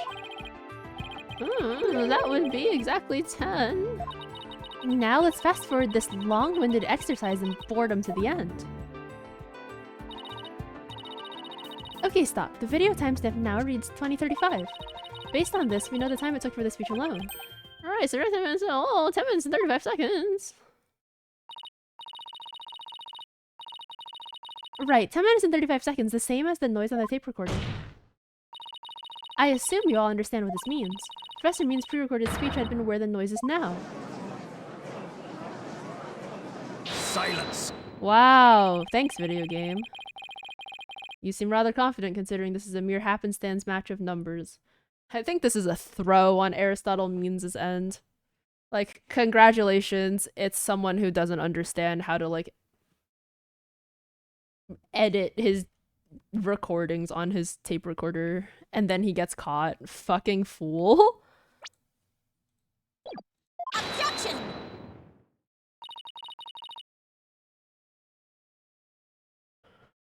But is it really just numbers? Blah blah blah, overdubbing, blah blah blah blah. There was audio that was erased. The police are analyzing the noise as we speak. It won't be long until we know what was originally there.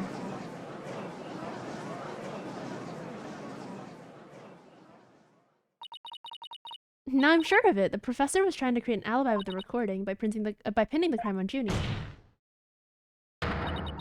Well, he's not gonna get away with it. Not on my watch. Miss Sykes. I believe you are well aware of my methodology. Even if Juniper were the perpetrator, I would vigorously defend her as per my word. Not if you were the culprit, you absolute buffoon. You absolute buffoon. And to that purpose, I offered to be her lawyer. Alas, look what's happened. All I've stated were obvious deductions derived from evidence and testimony. Truth be told, I have no intention of testifying. I'd been keeping quiet for— Oh my god, we haven't even had a testimony yet. Oh my god! I'd been keeping quiet for Juniper's sake.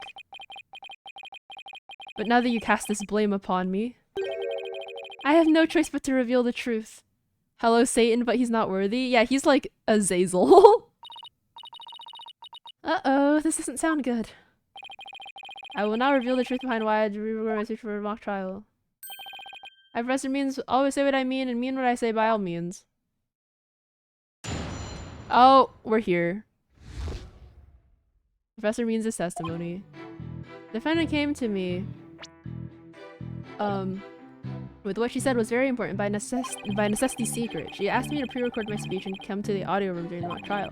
Juniper confessed to the murder and asked that I'd get her declared innocent in court. She also said I'd become an accomplice after losing my alibi due to the pre-recording. But when I said I would protect Juniper, I meant it because it's the humane thing to do. Is this worse than the last case? No. Oh my, so you're saying the defendant threatened you? His 3D model seems super good, honestly. I wish the other models got his love. Yeah, I think I'm with you on that one. Like, he's such a menace. Like, but that's a compliment. This has to be a lie. I mean, everything about it lines up too perfectly to be true. On this most consequential of occasions, let me be completely frank with you. Juniper has truly taken to heart my teaching that states the end justifies the means. I don't believe you! When she asked me to defend her, she said I must prove her two friends innocent. Her two friends, the witnesses? Correct. Hilo O'Connor and Robin Newman. I was to ensure that all three walked free. All three were to achieve their dream. That was the result Juniper was seeking. And she was even willing to threaten me, her own professor, to that end. Oh yeah, no doubt. You no doubt had high praise for her ruthless tactics. Yes, well, that is why I vowed to vigorously defend her despite her threatening me. Oh my god. There was a time where lawyers really saw the truth as if they wished for victory in court. But alas, those days are over. Rip Phoenix Wright. 2018. Now in the defense of justice, order, and all that is good, the ends justify the means. I am so sick of hearing that phrase. Though it truly grieves me so, I must tell you this. Forsake the truth if it's victory you seek. Steel yourself for this new courtroom reality. That does it! He's gonna regret dragging those dismal, depressing ideas in here! Since he's already surrendered to the dark age of the law, it's up to me to fight it! Why so silent, Sykes? Don't know something the matter? This is a court of law. It's no place for long-winded talks about idealistic principles. That's why I'm going to let the evidence do the talking.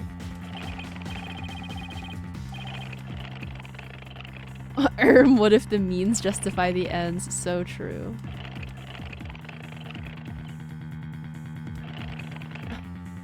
Let's not get carried away now, Miss Sykes.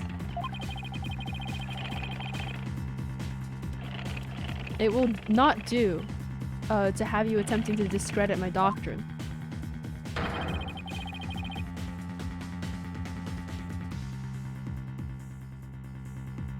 Ugh.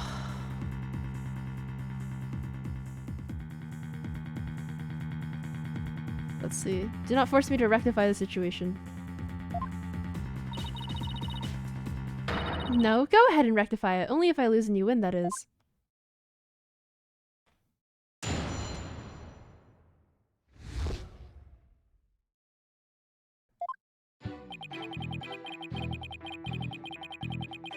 I think if you try typing Tetris now, it works. Sorry, I was unbanning it.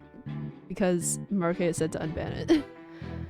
Alright, this is secret. She asked me to pre-record my speech and come to the audio room mock trial, blah blah blah. Just murder, I get to hear in court, pre-recording, alibi, humane thing to do.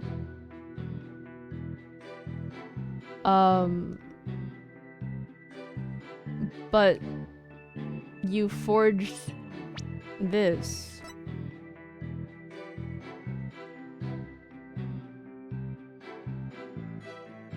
Right? This is the tape recorder that has her saying you're a goner on it. Objection! Like, the fuck you mean it's the humane thing to do? So let me get this straight. You were trying to help Miss Woods? Huh? That's nothing more than a bald-faced lie. No offense, Your Honor. Such defamation of my character and your hair follicles, Your Honor, is an outrage. Miss Sykes will clarify her statement. But leave my hair follicles out of it this time.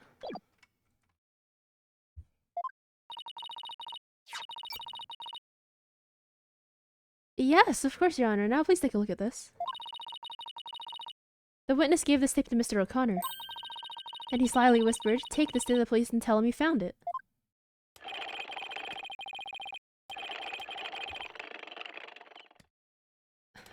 There was no whispering slyly or otherwise involved. I merely did it out of kindness. The tape contained her client's voice. In short, it is incredibly damaging evidence. Why do you even exist in the witness? What's what? Okay, he got. How is there one more testimony after this? Get owned. You are owned. They say the road to hell is paved with good intentions, but not yours. You never had good intentions, only lies to protect yourself with, while blaming another. You, Professor, are the embodiment of the dark age of the law. Objection. He said objection. He's mauling. Why, you little... You dare call my teachings and methods lies?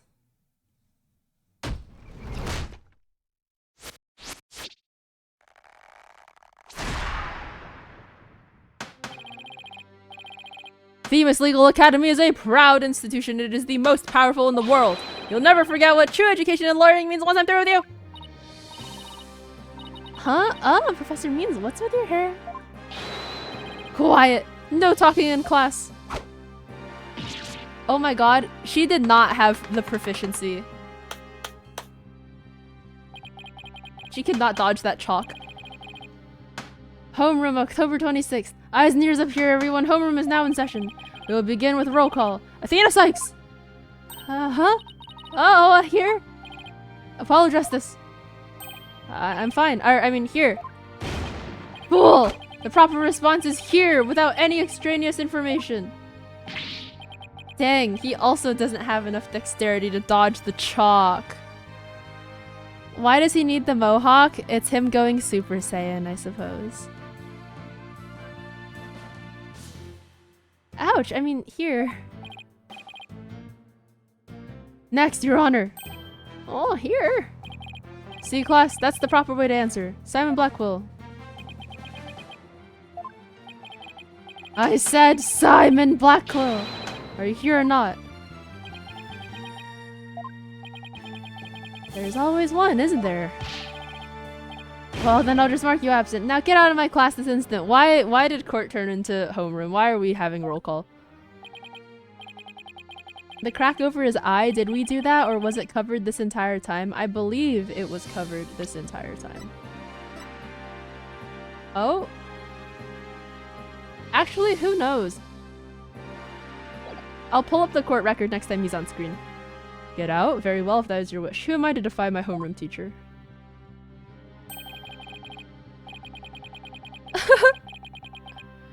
Oh, is that such a good idea? Prosecutor Blackcool is free of his shackles? Oh man. Dang. It's like when your teacher like throws you out of class and you just go home. Oh. Ah, he got tased. RIP. Fulbright. Oh my god. You fucking teacher's pet you. Aha! It just so happens I was a member of my high school's disciplinarian committee, because of course you were. But is that really so shocking? Not as shocking as Simon Blackquill just was. Constabulary lapdog to teacher's pet, what a malleable mutt you are, Fulbright.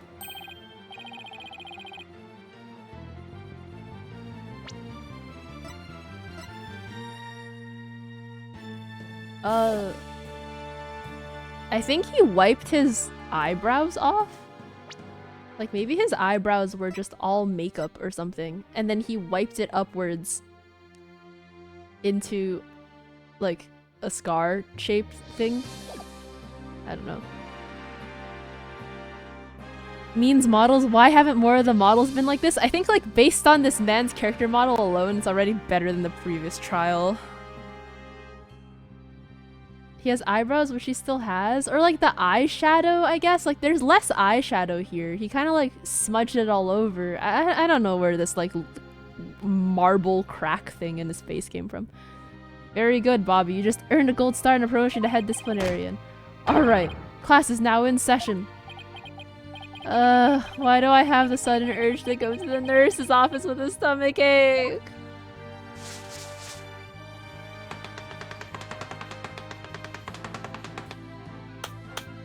Main point. Juniper is the killer. I am innocent. Pay attention. I am not the killer. Juniper is. This will be on the next test, so you'd better be listening. You know what? Good bit. Even though it took a lot of time, that was a good bit. But Professor, you created the phony tape to pin the blame on Juniper. Plus, you were the only one who could have moved the body during the mock trial.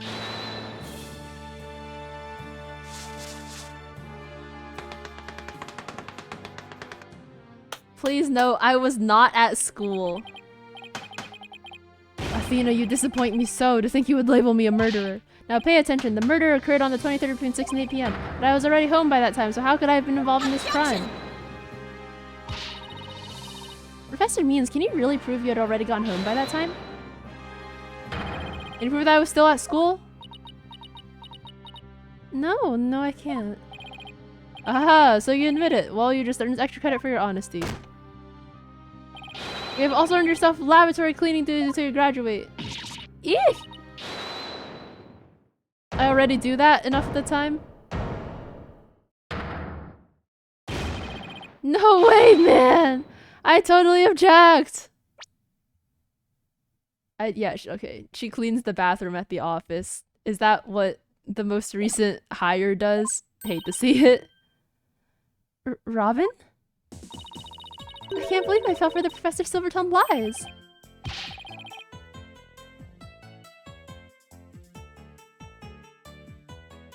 Why you? How dare you talk about your teacher like that? I'm not listening to you anymore, man! No way, no how! Now I have a confession to make. You know those 2 statues that were on stage? I didn't make them all by myself! The statues on stage? Do I want to know where this is headed?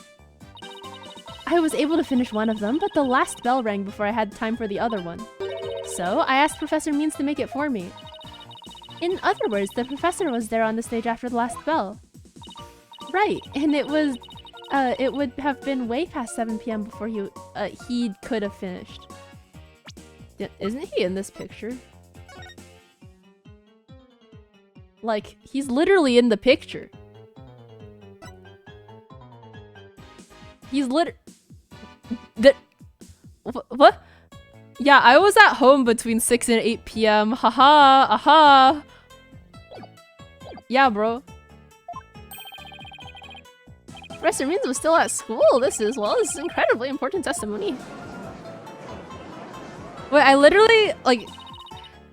Riley, you asked, like, half an hour ago or something about, like, which case do I like more or dislike more, this one or the previous one? And I was trying to think of, like, what happened in the previous case, and I couldn't figure it out.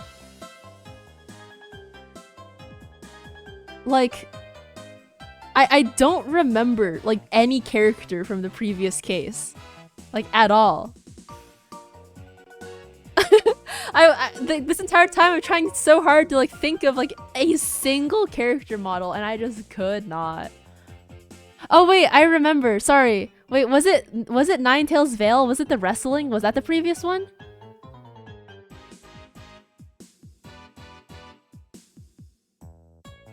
Okay, yeah, that was pretty bad. That was much worse than this. The professor told me I'll take care of it. I thought my parents would let me be an artist if I said I'd made both statues myself. I'm so sorry for not telling the truth. Robin! Quick, somebody get that juvenile delinquent out of my sight!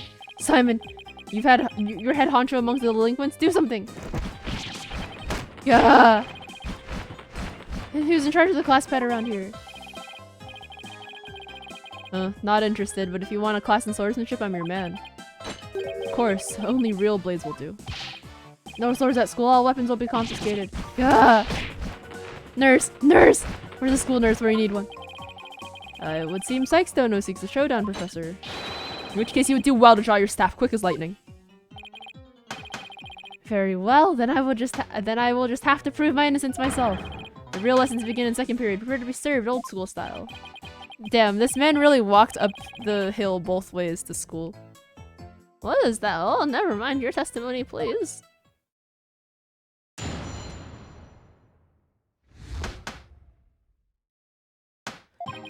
Professor Mean's work of art. Now pay attention. Robin took over half a day to complete one statue. I, however, finished most of the other statue between 7 and 8:30 p.m.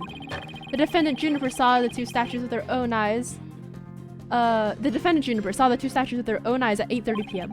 Completing a statue so quickly meant I could not leave the stage for a single second. How could I have possibly had the time to go to the art room and commit murder? What? You're saying the defendant saw the finished statues? What? Precisely. She said so herself at the detention center yesterday. Her defense team was there and heard her say so too. Don't try to deny it now.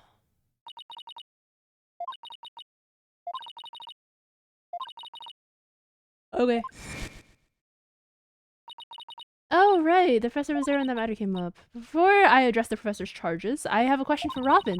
How hard would it be to complete a statue like that in 1.5 hours? It would probably take me at least twice as long. So personally, I think it would be incredibly difficult to finish in that short a time. Didn't exactly help her case. But he won't get off that easy. He's bound to stumble over his own slippery means. Cross-examination. Professor Means his work of art. Pay attention. Robin took half a day to complete one statue. I believe it. He finished the other statue between 7 and 8:30 p.m. What's the other statue? What does that mean? Robin created the basic outline of Mr. Wright's statue for the last bell ring. I in turn completed the rest of it. I see, in academics. As well as art, learning the basics is incredibly important. In short, you skipped most of the most important part of statue making, didn't you? Why, you insolent little? It is the practical applications built upon the basics that take so much time. Professor such as I mastered the basics a long time ago. Huh. Unlike Miss Fancy Pants here, who lacks all lawyerly fundamentals. Oh, quiet, you. Now, do you understand? I did not leave the stage. Okay, yeah. He didn't leave the stage. He didn't leave the stage. Yeah. Do I accept it?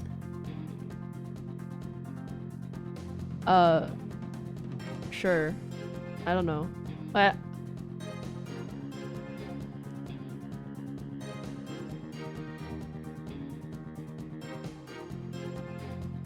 I don't fucking know. Not on your life, Buster. No, I don't. I know there's more to this and I won't stop until the truth comes out. I know I'm playing the game. We'll just keep going. The more you struggle with blah, blah, blah, legal quicksand, blah, blah, blah. Ultimate technique. Then we statue at 8:30 p.m. Okay. The Juniper saw the statue with their eyes, completing a stage. He did not leave for a single second. Hold it! Why are you in such a hurry? In the legal world, your body's your capital. The yellow bird gets the worm. That's why I go to bed at 9 p.m. each and every night. That's why I was working as fast as oh, he didn't. Yep, okay. He was eepy. He was old. Well, right, you can see that I never left the stage. Well, I'm so I guess we just have to accept it? Like, when we press his statements, I'm assuming that this will pop up every single time. I don't think the last statement... I don't remember the last statement.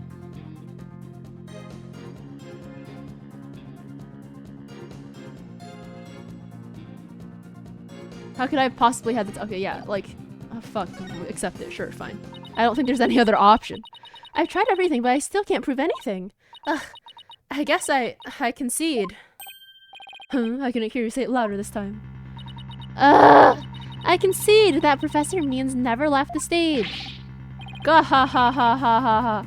That's right, but what took you so long? I was there at the stage the entire time. I couldn't possibly have committed that crime. I'm not gonna give up here. Oh, I'm afraid I have to side with the witness, Miss Sykes. Unless you have any further objections, I'm going to leave that rest. Not yet. The defense still has an objection. Athena, you've thought of something? Well, as I said, not yet. Oh, so it's time for legal smoke and mirrors? Not yet, Athena. It's not yet time to quit. It's at times like these when it seems like there's no way out that you have to smile the hardest. Yeah, I have to turn the case upside down. Think outside the box. Instead of focusing on whether Professor Means could have gone to the art room, I should focus on how he could commit murder without going there. It seems our young lady has a real bona fide idea. But I'll use any means necessary. Even casting stones. If it'll distract her. And by stones I mean chalk. Ah, who brought this bird to school? Sykes, Dono, if I hear one word of your usual jibber-jabber, I shall have your head. The murder occurred in the art room, yet the witness was on the stage. How do you propose to fill the vast gap between these two key facts? If I accept the premise that the professor was on the stage the entire time, then the murder had to take place on the stage. The only other answer is that we got something else wrong. Wait, that's it. Every last one of us made a huge mistake. We were totally wrong about the crime scene.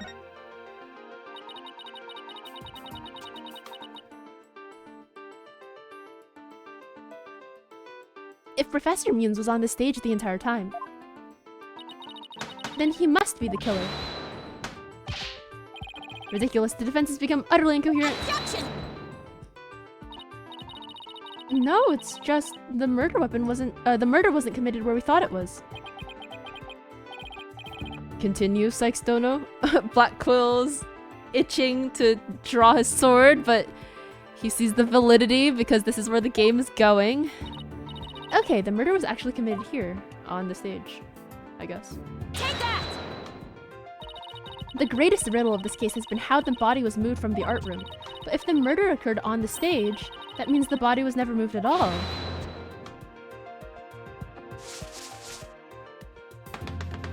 The murder occurred in the art room. Silly girl, when the body was found, there wasn't a drop of blood on the stage floor. Surely there would have been some blood if that's where the murder was committed. There wasn't any blood on the stage? Really? But there was something on stage at the time of the murder that's now bloodstained. Banner. Take that! It's true, there were no bloodstains on the stage floor. But there was something on the stage that did have a bloodstain, and that would be this school banner. No blood would have gotten on the floor if this was under the victim when she was killed. Oh my, that's quite a compelling theory. Silence. What is it now? Oh my god, my theory makes perfect sense! That was a pathetic attempt. You must put every inch of your body into your attacks. The autopsy states the cause of death was loss of blood. Yet only a trace amount was found upon that banner. Where did the rest go? Into the other banner.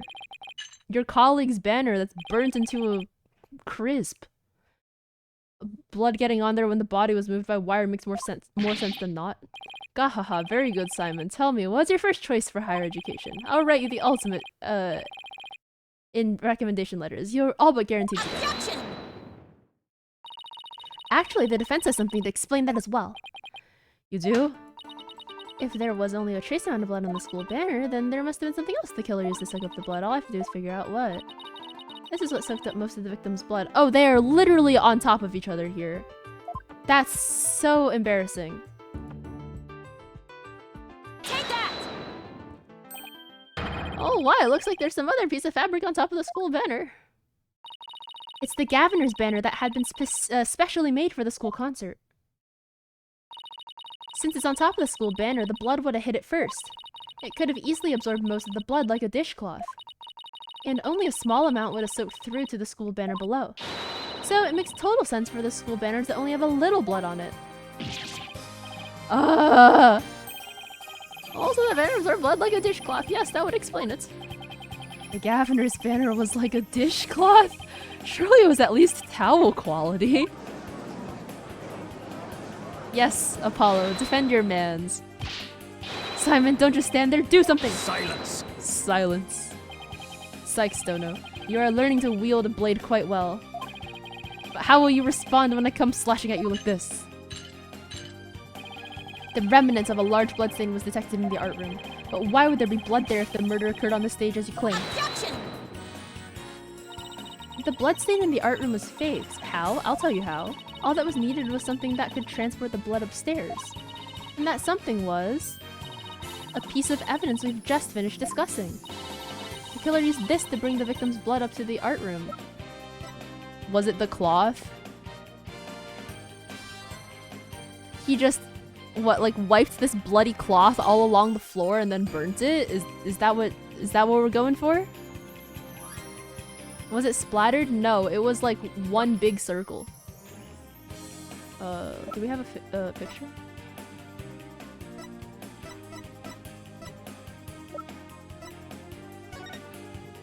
We don't have a picture, but just trust me, it was like one big circle. Take that! Do you think you'd stoop so low as to present mere garbage to this court? Mere garbage? It's only garbage because someone tried to destroy it by tossing it into the incinerator. That someone was most likely the killer seeking to get rid of a crucial evidence. The killer used the wire to bring the blood-stained Governor's banner to the art room. Then the blood was wiped onto the floor to complete the ruse. It makes perfect sense. Gah. I love how there's just a blackboard here now. Order, order, this is quite a development. To think the blood was never actually moved. The body was never... blood? Wait, hang on, what? Oh, the body was never actually moved. Hold it right there, the body must have been moved. How else do you explain that loud crash you heard during the mock trial? If it wasn't caused by the body crashing into the statue, then what was it? It was this statue crashing into the other two statues. Because it used to be avant-garde looking and now it's not. Ugh, I hadn't thought of that. If that loud crash wasn't the body hitting the statues, then what was it indeed? Not in the school banner shows that something was carried along the wire in it. So if that's true, I know what I have to find. Something that was in the art room before the murder and then on stage after. The object that was sent down the wire to crash into the statues was... Lady Justice. Take that! Ugh! The statue!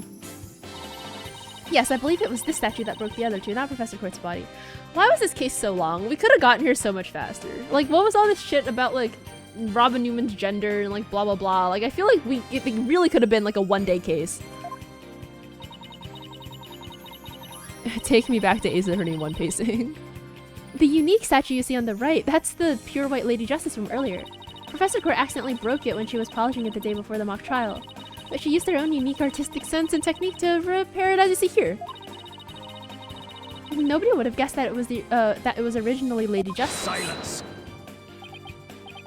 Dang, Austin is not playing Oberton. I thought he would be streaming, but he's just not. Perhaps you are onto something.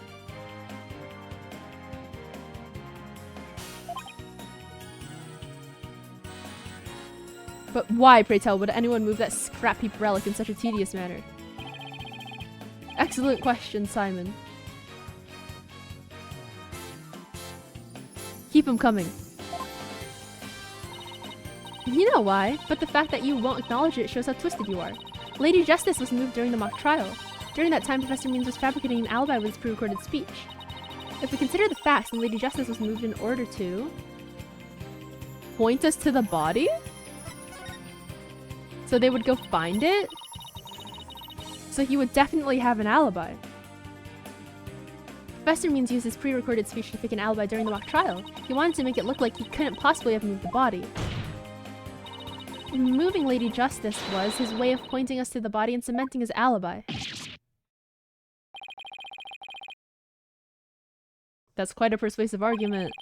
For a while there, I thought you weren't taking the trial seriously. Well done.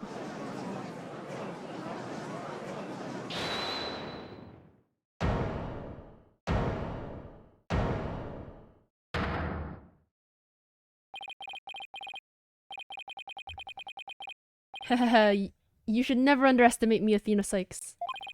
Professor Means always means what he says and says what he means by all means.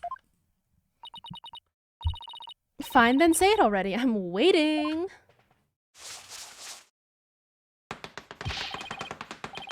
The murder occurred the night before, but the body wasn't found until late next day. Countless students passed the stage till they met in the lecture hall for the mock trial.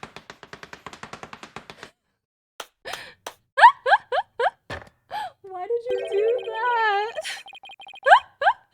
Can I tell chat?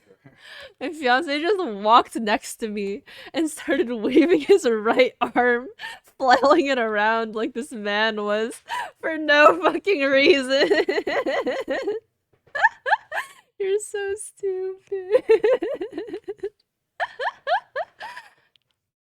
So answer me this. Why didn't anyone see the body that entire time?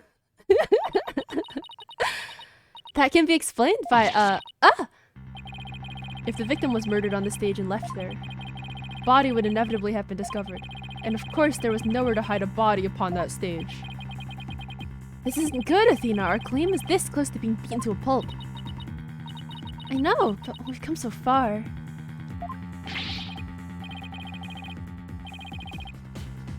I don't fucking know. Gahaha, consider yourself schooled. I couldn't possibly have killed anyone. The killer is none other than Juniper Woods. It always has been and it always will be.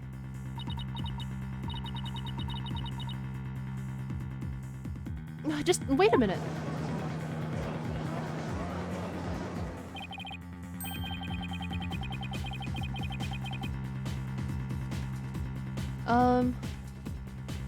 Poor Juniper. She must seriously regret having asked you to defend her.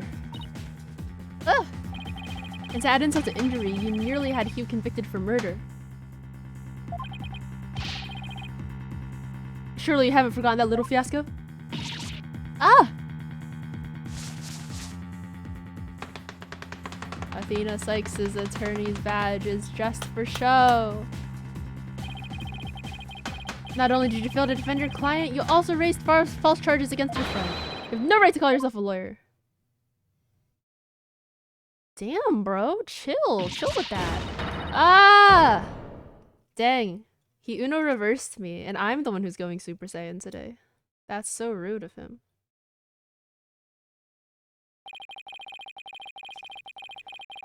Blah blah blah. Same for this mock trial. Would you lose? Blah blah blah blah. Make sure I won't. It's not just for show, it's to be an attorney and for show. True. Don't tell me I failed once again. Failed to save someone near and dear to me. I've worked so hard to become a lawyer and even studied psychology. Has it all been for naught? Am I doomed to relive that all over again? Oh damn, her eyes went dark. Athena, what's wrong? Breathe in, breathe out, breathe in. Relax, Athena, breathe. It's not working. Everything's going dark. After all I've done, is this how it ends? Forgive me, Junie. I couldn't protect you like I said I would. Objection. Yeah, Robin. You leave Athena alone. Man, she's the one who saved me. It was because of Athena that I could stop hiding and start living my life as a girl again. And she saved the friendship between Hugh, Juniper, and I. I think you're an awesome lawyer, Athena. One of the best. But I raised false charges against Hugh. And that's not all. I've done some seriously unforgivable things. Oh, power of friendship comes back. What's the big deal? False charges are nothing to be scared of. Phoenix Wright falsely accused people all the fucking time when he was 24. And I'm not even mad at you. I should really be thanking you. He used legitimate means to expose my wrongdoings and give me a chance to re-examine what's important. But what does it matter if I can't save Juniper? This is so anime. It's too anime. I mean, the whole reason I've come so far is It's not over yet, Athena.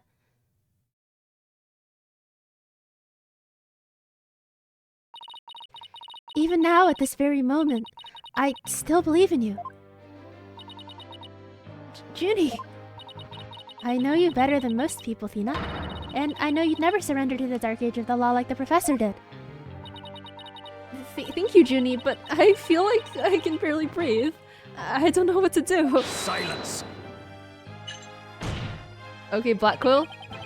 Stop your bleeding this instant. You look like an utter fool. Or you look an utter fool. Based. Prosecutor Black Quill? There's one who awaits you, is there not? That is the reason you have studied so very hard. He's talking about himself, is he not? Are you prepared to give up on all you have worked for thus far? It would not do to have you disappoint you-know-who. Or is he talking about her mother? Sometimes you just have to call the other person an idiot. Ga ha ha ha ha. You're wasting your time. You have nothing on me. No evidence or anything else to establish my guilt. You are helpless before the might of lawyers for whom the end justifies the means. Objection! Don't worry, Athena. You're doing fine. The truth will always win against people like him. But Apollo, well, what am I supposed to do now? Listen, all you have to do is take a deep breath and look back over the entire case. If there's truth to be found, and there always is, you're sure to find it. Now let me see you smile. Remember what Mr. Wright said? The worst of times are when lawyers have to force their biggest smiles.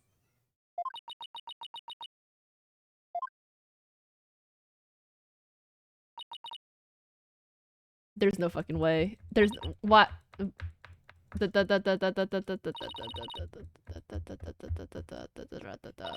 Oh, there was text there? Yeah, force your biggest smile, Athena. Athena Sykes is psyched and ready to rock. Prepare for your utter defeat. Oh?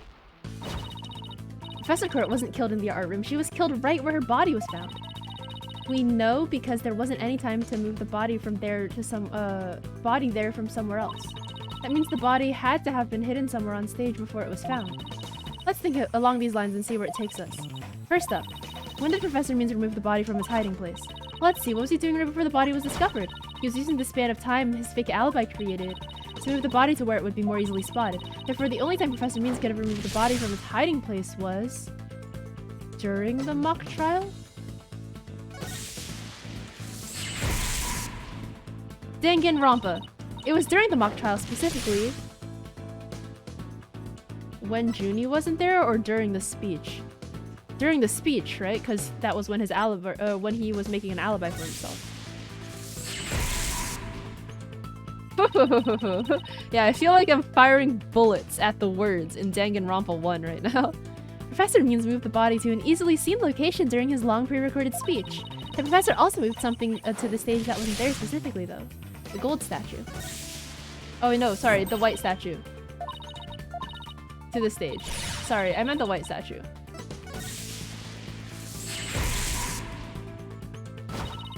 During the mock trial, Professor Means wrapped the White Lady Justice in the school banner and sent it zipping down the stage with a crash, killing two birds with one stone. He drew attention to the body and made it look like the murder occurred in the art room. So what do we have here? We have her body, we have this statue that came crashing down, and then we have Gavin's lower part of his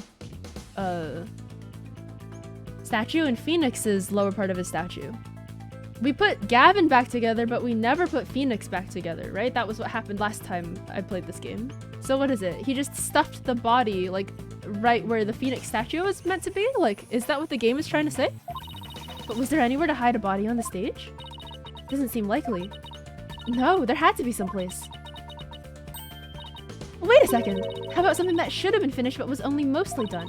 Something that was used, something was used to cover the body up. But it didn't draw undue attention because it looked like it belonged there on stage. And that way, no one would suspect there was a body hidden inside. It was already on the stage and capable of concealing a body. Oh my god, Phoenix Wright. It's Phoenix Wright. The body was hidden by Wright's statue. Oh, I know. The Wright statue. The Mr. Right statue was never actually finished. The body was wrapped under some cloth to hide what was really inside, cleverly disguising it as the boss's statue. Near, near, near, near, near.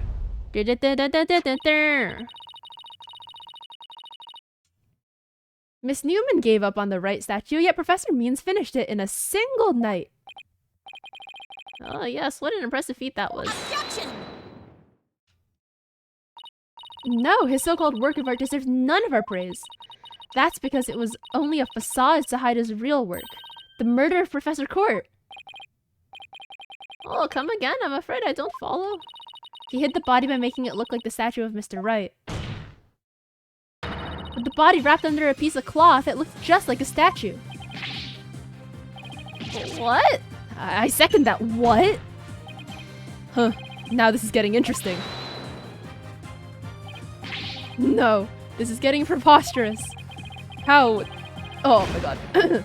How would such a thing even be possible? Objection! We'll never know until we try. Uh-oh. I think I know where this is going. Okay, Apollo, time to turn me into a reasonable likeness of Mr. Right. I'm gonna pose like the statue like so. And now I want you to wrap me up in a cloth so that I look like a statue. I hate to ask the obvious, but where am I supposed to get this magical cloth?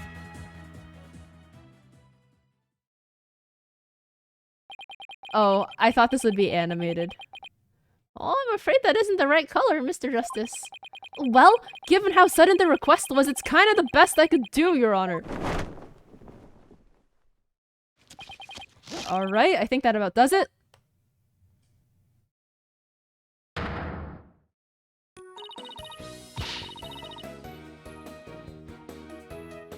Well, what do you think, everyone? Do I look just like a statue of Mr. Right or what?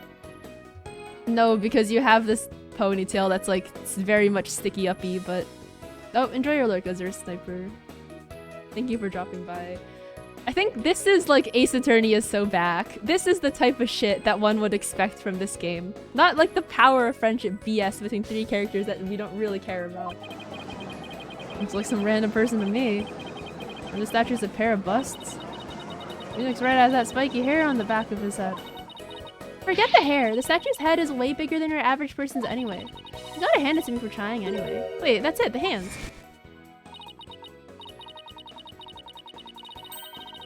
Her hands are raised over her head and there are dark bruises around her wrists. The marks on her wrist indicated she'd been tied up. Apollo, tie me up in a new pose. Wait, you're not into this kind of thing, are you? I think I delivered that line with too much gusto. I kind of want to take it back. What? No, besides it was your idea. Just tell me how to tie your hands already. Professor Court's wrists were tied together and I couldn't help but think that's related. How should I arrange myself to match the shape I want, given her hands were tied? Behind my head? In an objection pose. What happens?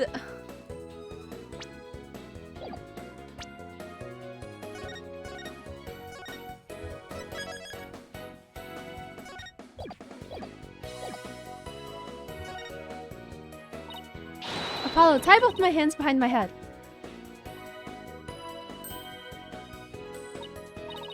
See? This makes it possible to fake the spikes on the back of Mr. Wright's head.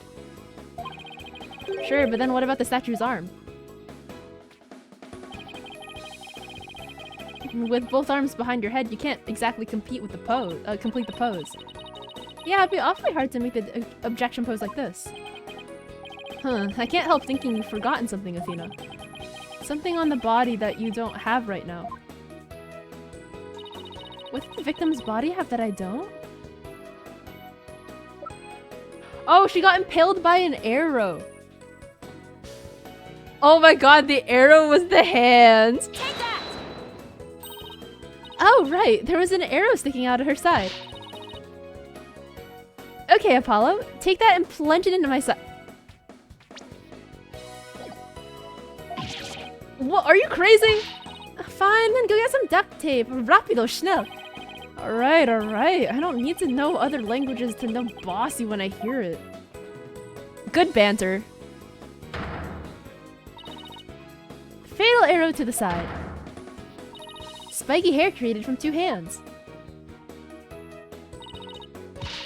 A masterpiece in the making. Now cover me with that cloth. But remember to make the arrow stand out, okay?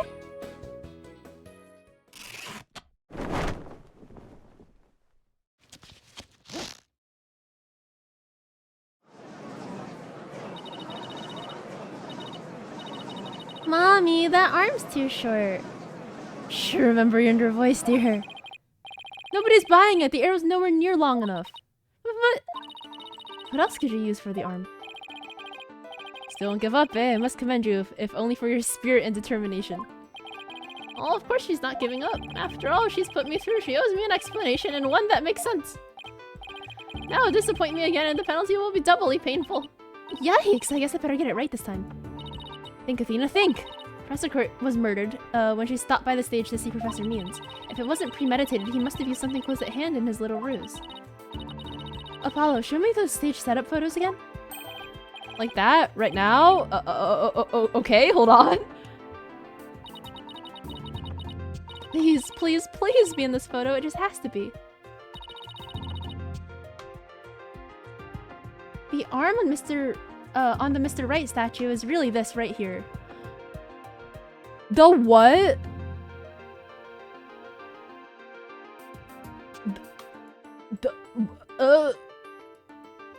Question mark? It's either the wood or it's his staff. The staff feels like it's too long, but the wood is too thick and also feels like it's attached to the base. Oh.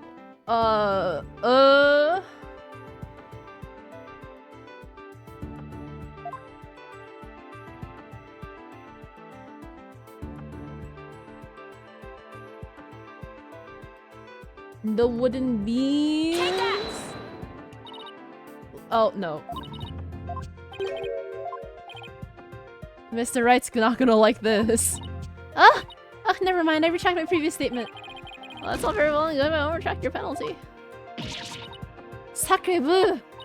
Something longer than an arrow that pierced her body. It must be here somewhere. What could it be? Okay, then it's the staff. Take that! Got it! I know what he used for the arm on the statue of Mr. Wright. This is absurd. There's no such thing in this photo. Don't play dumb with me, Professor. It's the staff you have right there. Staff? This is the spear of a great legal warrior.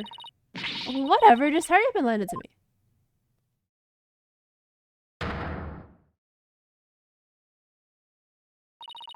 The length is perfect. Mr. Wright couldn't possibly object to such an awesome arm. Okay, go for it, Apollo.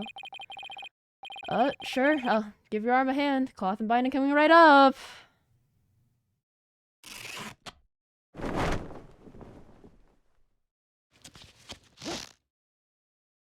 Objection! How did it get so high? Also, this is hilarious. Apollo's surprisingly good at tying people up.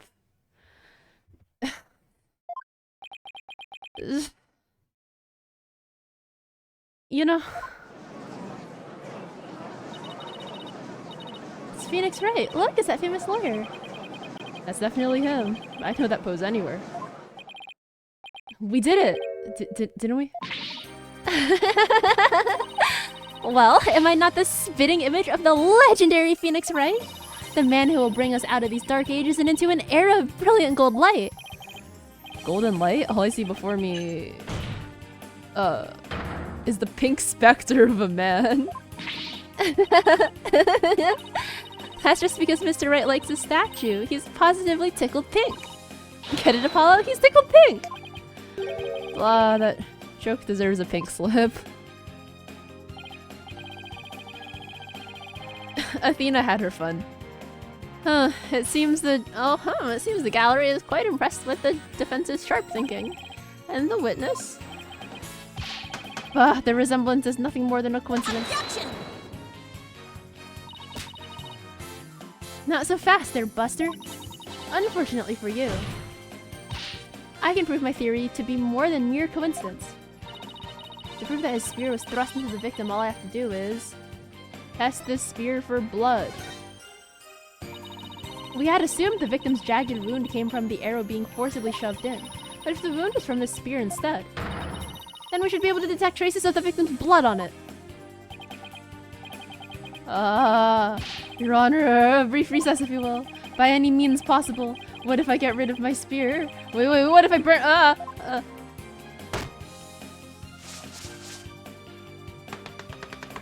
What's wrong with a non-guilty verdict?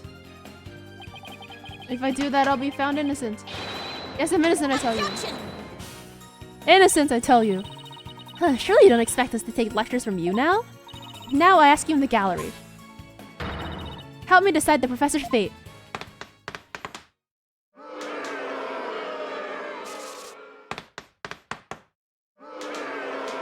Uh-oh. Uh-oh. Nope. To jail you go.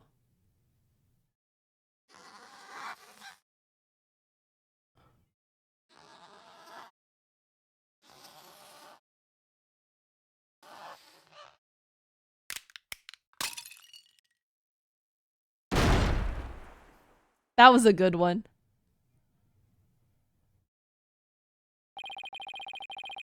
His poor teeth! Oh, Prosecutor Blackquill, what has become of our witness Aristotle means? Gee, yep, so true. High other element. It is as Sykes Dono suspected. Blood was detected on his staff. He has admitted to this heinous crime, all of it. He shall join us in the clink tomorrow. His teaching skills can be put to good use there. Great, he'll teach felons that the end justifies the means. So much for rehabilitation. Can I ask what the professor's motive was? Huh, I could barely make out a word he said on account of his shattered teeth. One of Blackwell's fellow inmates was once a surgeon. Why not a former dentist too?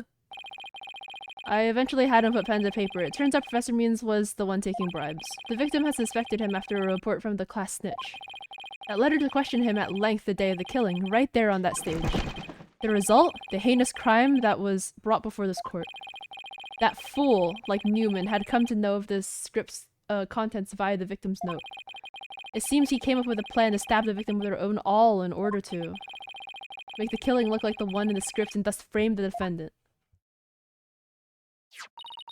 But that scrap of paper with Hugh's name had the same mark as Professor Court's planner. Yes, about that. Those planners are bestowed upon all students graduating at the top of their class. Really? So then... Indeed, once upon a time, Professor Means was also awarded the same notebook. The handwriting is being analyzed now, but like as not, the scrap belonged to him. This too was evidence of the bribery scheme that the victim had obtained. Know that Constance Court was clean and that only Aristotle Means took the bribes. To think a professor would murder a colleague then try to pin it on a student. It's pretty insane. If this is the dark age of the law, then we can only hope that a brighter future awaits. And the first step is to hand down my verdict for a promising young lady. This court finds the defendant Jennifer Woods not guilty. We're here. I think this case had its moments, but it's like a low C tier case. I think I need to reconsider my entire tier list that I made after finishing the first trilogy. Like, there's like a whole ass new tier beneath all of the cases except for Big Top. I wish you all the best on your road to becoming a courtroom judge. We all need young people like you, if we ever hope to restore the law to its former glory. Yes, Your Honor. I'll work as hard as I can. Maybe one day I'll be able to work with all of you to make a difference. Proudly serve Professor Court's memory. Do not let her death be in vain. Good guy Blackquill. Rare Blackquill W. That's the last thing I expected to hear from today. Court is adjourned. Wahoo! We're done. Now just the wrap up. Oh my god, that was hour 3. District Court, Defendant Lobby number 3. Thank you, Athena. I really mean it. It was nothing, really. I can take the biggest tangled mess of a case and unravel it just like that. I don't know. You looked pretty wound up there at the end, literally and figuratively. You look pretty hungry for a knuckle sandwich, Buster. I wanted to thank you too, Apollo. Don't mention it. The way you were always there for Athena when she was in a bind. And at the detention center, where your smile gave me hope when there was none. It was like the warm rays of the sun shining down on peaceful woodlands. I think you're an absolutely amazing person. Thanks, Juniper. That means a lot to me. But I still have lots of work to do. Maro's 1/3 statement was 100% correct. Okay, he sent that at like the 1 hour and 10 minute mark. So he's off by like half an hour, but like still pretty close. I still have lots of work to do. I can't wait until we see you on the judges bench. I promise you I'll get there someday. That's why until that day, I'll... Oh my god, Trucy's in this game? How high-pitched is she? Guys, I've got some big news. I mean, this is huge. Oh, am I interrupting something? No, it's okay, I think. So what's the big news? The school festival. It was supposed to have been canceled after what happened, but... We just got a call. In memory of Professor Constance Court, who worked so hard to make it happen. The festival is being extended 1 extra day until tomorrow. Really? Alright! Oh my god, it's anime time. Oh, we get to see Guitar Serenade? She's cosplaying as Athena, not Athena, Apollo's mom. Love letter for Themis Legal Academy. Cover your voice? Baby. Act tongue, Time for the baby. Guitar Serenade.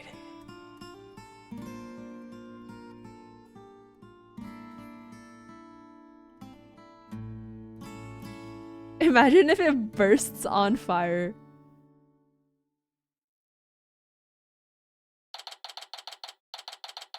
Is that Yuri Lowenthal? Yosuke? Wait, hang on.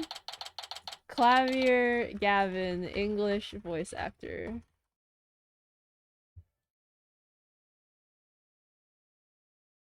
Yeah, you're right. It is Yuri Lowenthal. So true! Wow, that was so much fun. School festivals are amazing. I think you and Robin are getting a little carried away. Ah, your singing voice, Juniper. It can melt my heart. Mr. Wright, thank you for that training seminar. Just remember, the objection pose is all about attitude. Oh, and congrats on your mock trial win, although Robin had you for a while there. I did, didn't I? But I'm just glad we're back to how we used to be, thanks to Athena. And you know what? I think I'll stick with being a prosecutor after all. I'm going to make up for my mock trial loss by winning the real deals in court. Mock trial loss? What loss? Oh, wait, did they reprise the trial and Hugh won? Level-headed lawyer, course genius, and hot blood prosecutor, course student. Oh, go... blah, blah, blah, blah. Okay. He was also Sasuke. Oh, was he? I see. So, does this mean it's really gonna happen? Juniper! There's something I've been wanting to say to you. Huh? Oh! Is he gonna do what I think he is? Juniper, can we still be friends? You know, best friends like we've always been? Is this how romance anime readers feel? Or romance manga readers? Huh? Best friends? Hugh, weren't you going to profess your love for Juniper if you won the mock trial?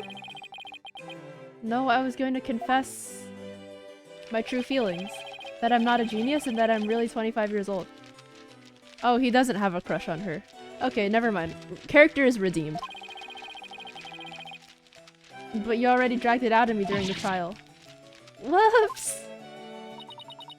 Listen, Hugh. You too, Robin. Miriam.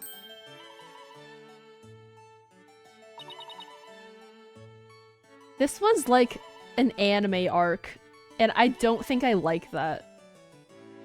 Like, this is like the post, like, big climactic showdown, like, haha funny, like, anime characters living their lives scene after the plot ends. Right? Oh, me too? Miriam's got this tactical espionage action stuff down to a science. I've been thinking, it's up to us to put an end to the dark age of the law if we can. Let's all work together to usher in a new age where winning only results from the truth. Post Annie's lobby head ass. I think it's more like post-thriller bark head ass, but yeah, something like that. And the end never justifies the means. Count me in. I wouldn't have it any other way. Best friends forever, huh? No matter what anyone says, nothing beats true friendship. You bet! And what about your BFF, Apollo? Aren't you a bit old to be using that word? But yeah, he's the best friend a guy could have. What? Like, maybe I'm reading too much into this, but that's a death flag if I've ever seen one. Which reminds me, we're supposed to meet up and gossip about the new girl in the office. Hey, no talking about me behind my back. So what kind of guy is he anyway? Well, if I had to describe him in one word. And so, after some slight arm twisting, Apollo promised to bring me to meet his friend. Unfortunately, that promise was never meant to be fulfilled. Oh my god, actual death flag! For not long after, their friendship was mercilessly severed by fate. Okay, the friend dies? And the bonds between us began to fray and unravel as well. Oh, is that why Apollo is like angstily wearing a jacket in the anime opening? Sorry, but I'll be taking a leave of absence. Even now, those words continue to ring in my ears. The discord in our ever-cheerful Apollo's voice made him sound so cold and distant. Why, Apollo? Why? Why would you leave us all behind? Isn't this all before the bomb in the first case? It's unclear. Alright, we are done.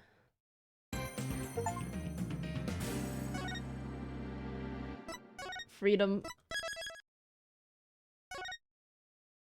Alright. Let us preview the first episode, the start of this. And then we'll call it a day. Oh, it's bomb time. Courthouse bombing. The courtroom bombing incident, a terrible attack launched by the will of a madman. That incident perfectly symbolized the state of the legal world in this dark age of the law. Mr. Wright brought it to a resolution of sorts.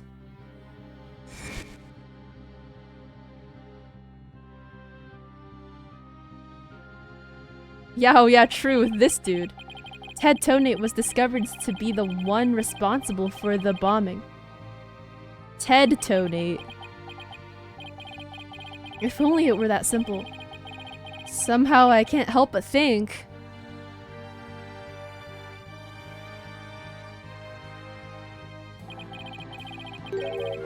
that there's a darker influence at work, one that's lurking in the shadows, waiting. That's why I want to review the trial that was taking place when the bombing occurred. After all, I've got more than a few personal stakes in it. The cosmic turnabout. Okay, so presumably here is where Apollo's friend dies, and it's during this trial where the courthouse bombing happens.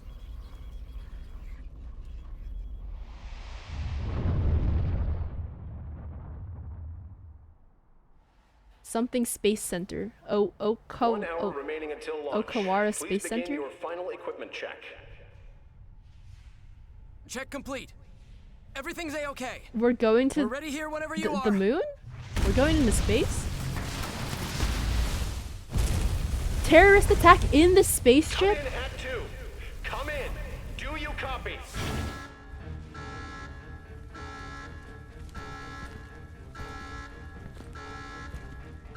Wait, was Apollo's friend like on the spaceship or something?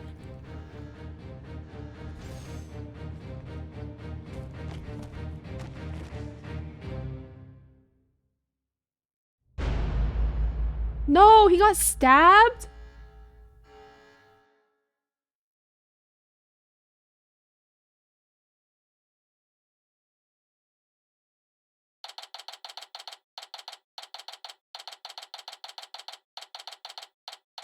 December 16th. Okay, we're almost at DL6 day. That's crazy.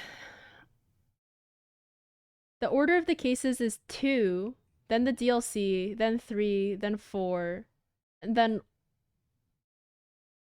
Ah, okay, so 4 and then like the courthouse bombing, and then 1 happens, and then 4 finishes, and then 5. Okay. Got it. So ignoring the DLC, it's 2, 3, and then 4 part 1, then 4 part 2, then 5. Okay. Let's see if anyone that I know is live right now. Not Bobo.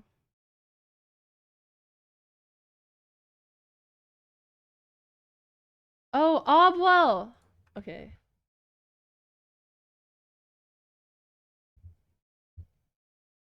My senpai. What is my senpai doing? My senpai is karaokeing. She's watching Jubilee, actually? Well, we'll go harass her. Thank you all very much for watching. I hope it was fun. I'm glad that I'm done with this. I hope the next case is better. I really hope the next case is better. I can't do this much talking anymore. Alright, goodbye. Take care of yourself and someone else if you can. Bye.